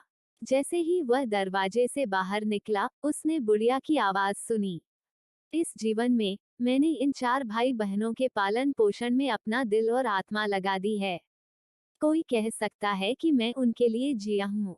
अब जब उनमें से प्रत्येक ने अपना परिवार स्थापित कर लिया है, तो मैं कह सकता हूँ कि मैं उनके मृत पिता और यान परिवार के पूर्वजों की उम्मीदों पर खरा उतरा हूँ। मैं आज भी इतनी मजबूती से जी रहा हूँ, उस लड़की दाओहुआ के आशीर्वाद की बदौलत। जीवन के इन अतिरिक्त दिनों के साथ मैं अपनी इच्छानुसार थोड़ा और जीना चाहता हूँ। हालांकि घर परिवार बेहतर हो रहा है, लेकिन चिंताएं और बढ़ गई हैं। नानी सन की आवाज। मैडम, क्या बड़ी मैडम घर की प्रभारी नहीं है? आपको बस आराम करना चाहिए और जीवन का आनंद लेना चाहिए। बूढ़ी मैडम, मैडम ली अच्छी और संतानहीन हैं। वो कभी भी मेरे सामने परेशान करने वाले मामलों पर चर्चा नहीं करती हैं और कपड़े, भोजन, आवास और परिवहन से संबंधित हर चीज की पूरी तरह से व्यवस्था करती हैं। लेकिन विडंबना यह है कि यह मेरा अपना बेटा है जो मुझे परेशान कर रहा है, जैसे कि मैंने पिछले जन्म में उनका ऋणी हो। यह पर्याप्त नहीं है कि मैंने उन चारों को बड़ा किया, वे अपने बच्चों को भी मुझ पर थोपना चाहते हैं। क्या मैं उनकी नानी हूँ? क्या वे नहीं जानते कि एक बच्चे को पालना कितना तनावपूर्ण और कठिन है? उन्हें लगता है कि सभी बच्चे दाओहुआ की तरह ही प्यारे और संभालने में आसान हैं। उनका मानना कि मैं बहुत सहज हूँ और मुझे उत्साहित करने के लिए परेशानियों की जरूरत है। इन शब्दों को सुनकर यान झिगाओ को ऐसा लगा जैसे उस पर बिजली गिर गई हो, और वह शर्म के मारे ऐसे चला गया जैसे घटनास्थल से भाग रहा हो। वह वास्तव में अविवाहित था, अपनी बूढ़ी माँ की तलाश करने के लिए श्रीमती लिन के उकसावे में आ गया था, बिना इस बात पर विचार किए कि क्या उसे वास्तव में उसकी तथाकथित पुत्रवधू की आवश्यकता थी। यान झिगाओ सोंघे आंगन से भाग गया, और यह खबर तेजी से यान परिवार के विभिन्न प्रांगणों में फैल गई। दूसरी शाखा। द सन फैमिली ने व्यंग्य किया, यह लिन फैमिली अभी भी सोचती है कि यह कुछ साल पहले की बात है जब उसे पसंद किया जाता था। वह जो चाहती है वह चाहती है। उसने एकमात्र नाजायज बेटी को जन्म दिया, फिर भी उसे दहेज द्वारा बड़ा करने का सपना देखती है। इतना दुस्साहस। यान यल, जो पूरी तरह से बड़े पात्रों को लिखने में गहरी नाराजगी में डूबी हुई थी, ने तुरंत देखा और पूछा, माँ, अगर चाची लिन पांचवी बहन को दादी के पास भेजती है, तो हमारी सबसे बड़ी बहन का एहसान खत्म हो जाएगा, है ना? यह अच्छी खबर है। अच्छी खबर। सन फैमिली ने अपनी सबसे छोटी बेटी के सिर पर हाथ फेरा। अगर उस पांचवी लड़की को वास्तव में दहेज के आंगन में पाला जाता है, तो उसका दर्जा ऊंचा हो जाएगा। कौन जानता है कि भविष्य में वह आपसे आगे निकल जाए। एक उपपत्नी में जन्मी बेटी आपके सिर पर कदम रख रही है, क्या आप इससे खुश होंगे? यान येल ने तुरंत अपना सिर हिलाया। द सन फैमिली ने आगे कहा, भले ही पांचवी लड़की को दहेज लेने वाले के आंगन में ले जाया जाए, आपकी सबसे बड़ी बहन का एहसान नहीं खोएगा। क्या आप सभी को अभी तक एहसास नहीं हुआ है? आपकी सबसे बड़ी बहन दहेज लेने वाले की आंखों का तारा है। आपको क्या लगता है कि उसकी जगह कौन ले सकता है? अगर दहेज लेने वाला इतनी आसानी से स्नेह से प्रभावित हो जाता, तो आप प्यारे होते। यीशुन प्यारा अभिनय कर रहा होता। क्या दहेज लेने वाला अभी भी आपके प्रति इतना उदासीन होगा? यान यल ने चिल्लाया, सचमुच, दादी को खुश करना बहुत कठिन था। सन फैमिली ने उसके सिर पर थपथपाया, बस, जल्दी करो और लिखो। एक बार जब आप 100 टुकड़े पूरे कर लें, तो आप उन्हें अपनी सबसे बड़ी बहन को दिखा सकते हैं। यान यल ने चिल्लाते हुए कहा, सबसे बड़ी बहन निश्चित रूप से बहुत कुछ मांगती है, हर किसी को उसकी बात सुननी होगी। सन फैमिली ने अधीरता से कहा, यदि आप अपनी सबसे बड़ी बहन की तरह मजबूत होते, तो दूसरे भी आपकी बात सुनते। अच्छा लिखें, दाओहुआ हमेशा अपने वादे निभाती है। अगर एक दिन बाहर जाते समय वह वास्तव में आपको पीछे छोड़ देती है तो इसका अफसोस न करें। यह सुनकर यान यल ने नाराज होकर अपना लेखन फिर से शुरू किया। तीसरी शाखा। वो परिवार मुस्कुराते हुए खड़खड़ाहट वाले ड्रम से बजा रहा था, बिस्तर पर रेंग रहे अपने छोटे बेटे को खुश करने की कोशिश कर रहा था। नौकरानी चुंजू बिस्तर के दूसरी ओर खड़ी थी, बच्चे को गिरने से रोकने के लिए सावधान, और यान वेनचेन के गोल मटोल गालों को देखते हुए उसने हंसते हुए कहा, सातवां मास्टर रेंगने में बेहतर और बेहतर होता जा रहा है, और काफी मजबूत भी है। वो परिवार ने अपने बेटे के मोटे गालों पर चुटकी काटते हुए हंसते हुए कहा, क्या तुमने नहीं देखा कि उसकी बड़ी बहन उसे कैसे खाना खिला रही है? वो लगभग एक छोटे पिग्गी में बदल रहा है। चुंजू ने वो परिवार की ओर हैरान होकर देखा। मैडम, शुनगक्सन कोर्टयार्ड 5वीं लड़की को दहेज में भेजने की योजना बना रहा है। आप बिल्कुल भी चिंतित क्यों नहीं हैं? वो परिवार हल्के से मुस्कुराया। इसमें चिंता करने की क्या बात है? अगर दहेज लेने वाली महिला अपने वैध पोते वेनचेंग को भी अपने साथ नहीं रखना चाहती है, तो वह एक उपपत्नी की बेटी को क्यों पालेगी? इससे बड़ी भाभी ही परेशान होगी। जैसे ही वह बोली, उसकी अभिव्यक्ति एक पल के लिए रुक गई। सचमुच मेरे जीजा जी, उन्होंने इसके लिए दहेज लेने वाले के घर की विशेष यात्रा भी की। बड़ी भाभी का दिल टूट गया होगा। दोनों भाभियों में से वह बड़ी वाली को सबसे ज्यादा पसंद करती थी। बड़ी भाभी ईमानदार और दयालु थी। वह उसे वह बातें सिखाने को तैयार रहती थी जो वह नहीं समझती थी। दूसरी भाभी के विपरीत, जो हमेशा बातचीत में उसे छोटा दिखाने के तरीके ढूंढती थी। चुनजू ने कहा, अब जब आंटी लिन की योजना विफल हो गई है, तो बड़ी मैडम को राहत मिलनी चाहिए। वो परिवार ने अपना सिर हिलाया लेकिन कुछ नहीं कहा। हालांकि बड़ी भाभी का यान परिवार की 3 बहुओं में सबसे प्रतिष्ठित स्थान था, फिर भी वह सबसे अधिक बोझ भी उठाती थी। किसी और बात का तो जिक्र ही नहीं, बड़े भाई की 2 रखेलों से निपटना ही उसके लिए काफी परेशानी थी। जहां तक उसकी बात है, हालांकि वह केवल परिवार के खेतों की देखभाल करती थी, फिर भी वह काफी संतुष्ट थी। अगर वह अपने जीजा की तरह सक्षम होती और उसकी कुछ रखेलें होती, तो वह रात को सो नहीं पाती। उसे सचमुच समझ नहीं आया कि उसकी दूसरी भाभी बड़ी भाभी से इतनी ईर्ष्यालु क्यों थी। शुनगक्सन प्रांगण। आंटी लिन को जब पता चला कि दहेज लेने वाले ने उनकी बेटी को अपनाने से इनकार कर दिया है, तो उन्हें बेहद नाराजगी महसूस हुई।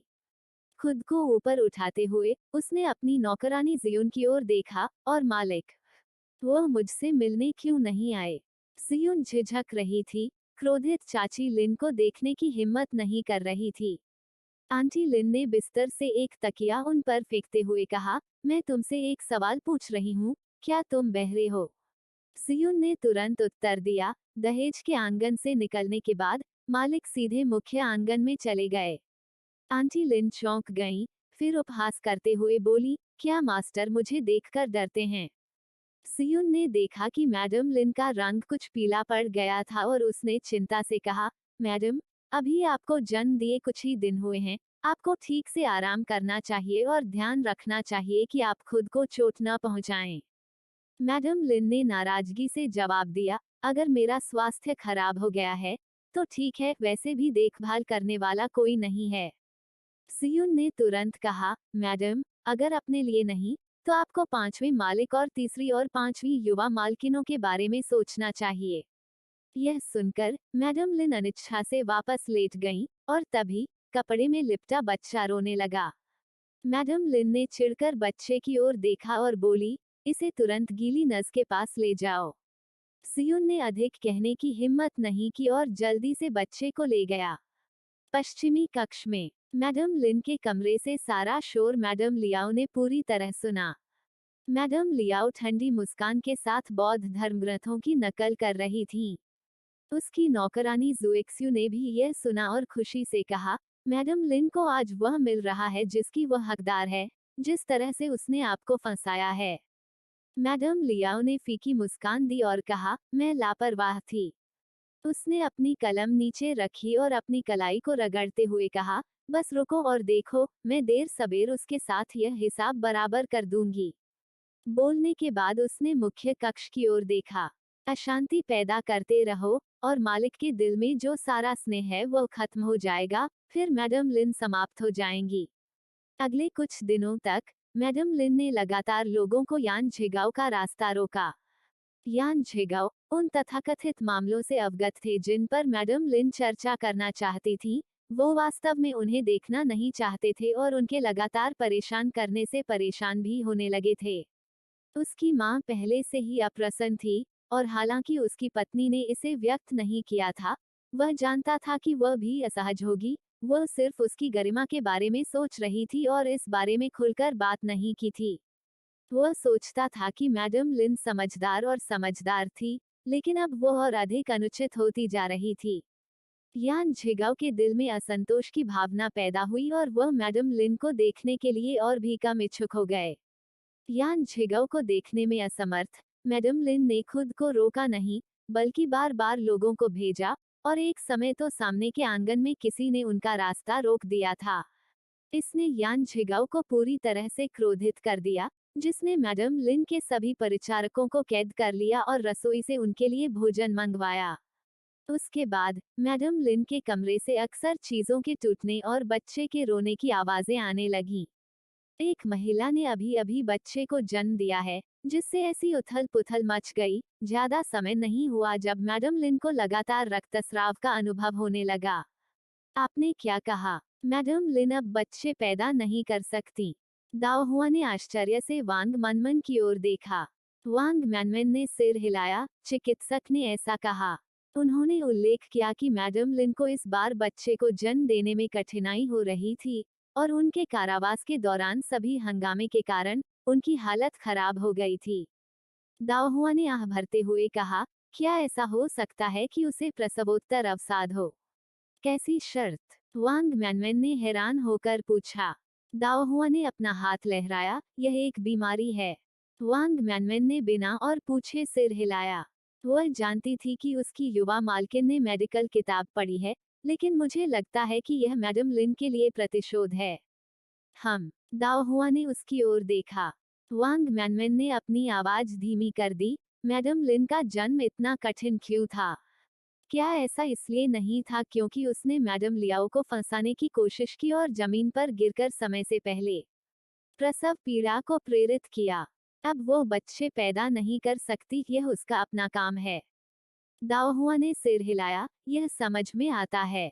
गुयू ने चिल्लाते हुए कहा, बिल्कुल, अगर मैडम लिन ने ठीक से आराम किया होता तो कुछ नहीं होता, लेकिन उसे हंगामा करना पड़ा। अंत में वह केवल अपने लिए परेशानी लेकर आई।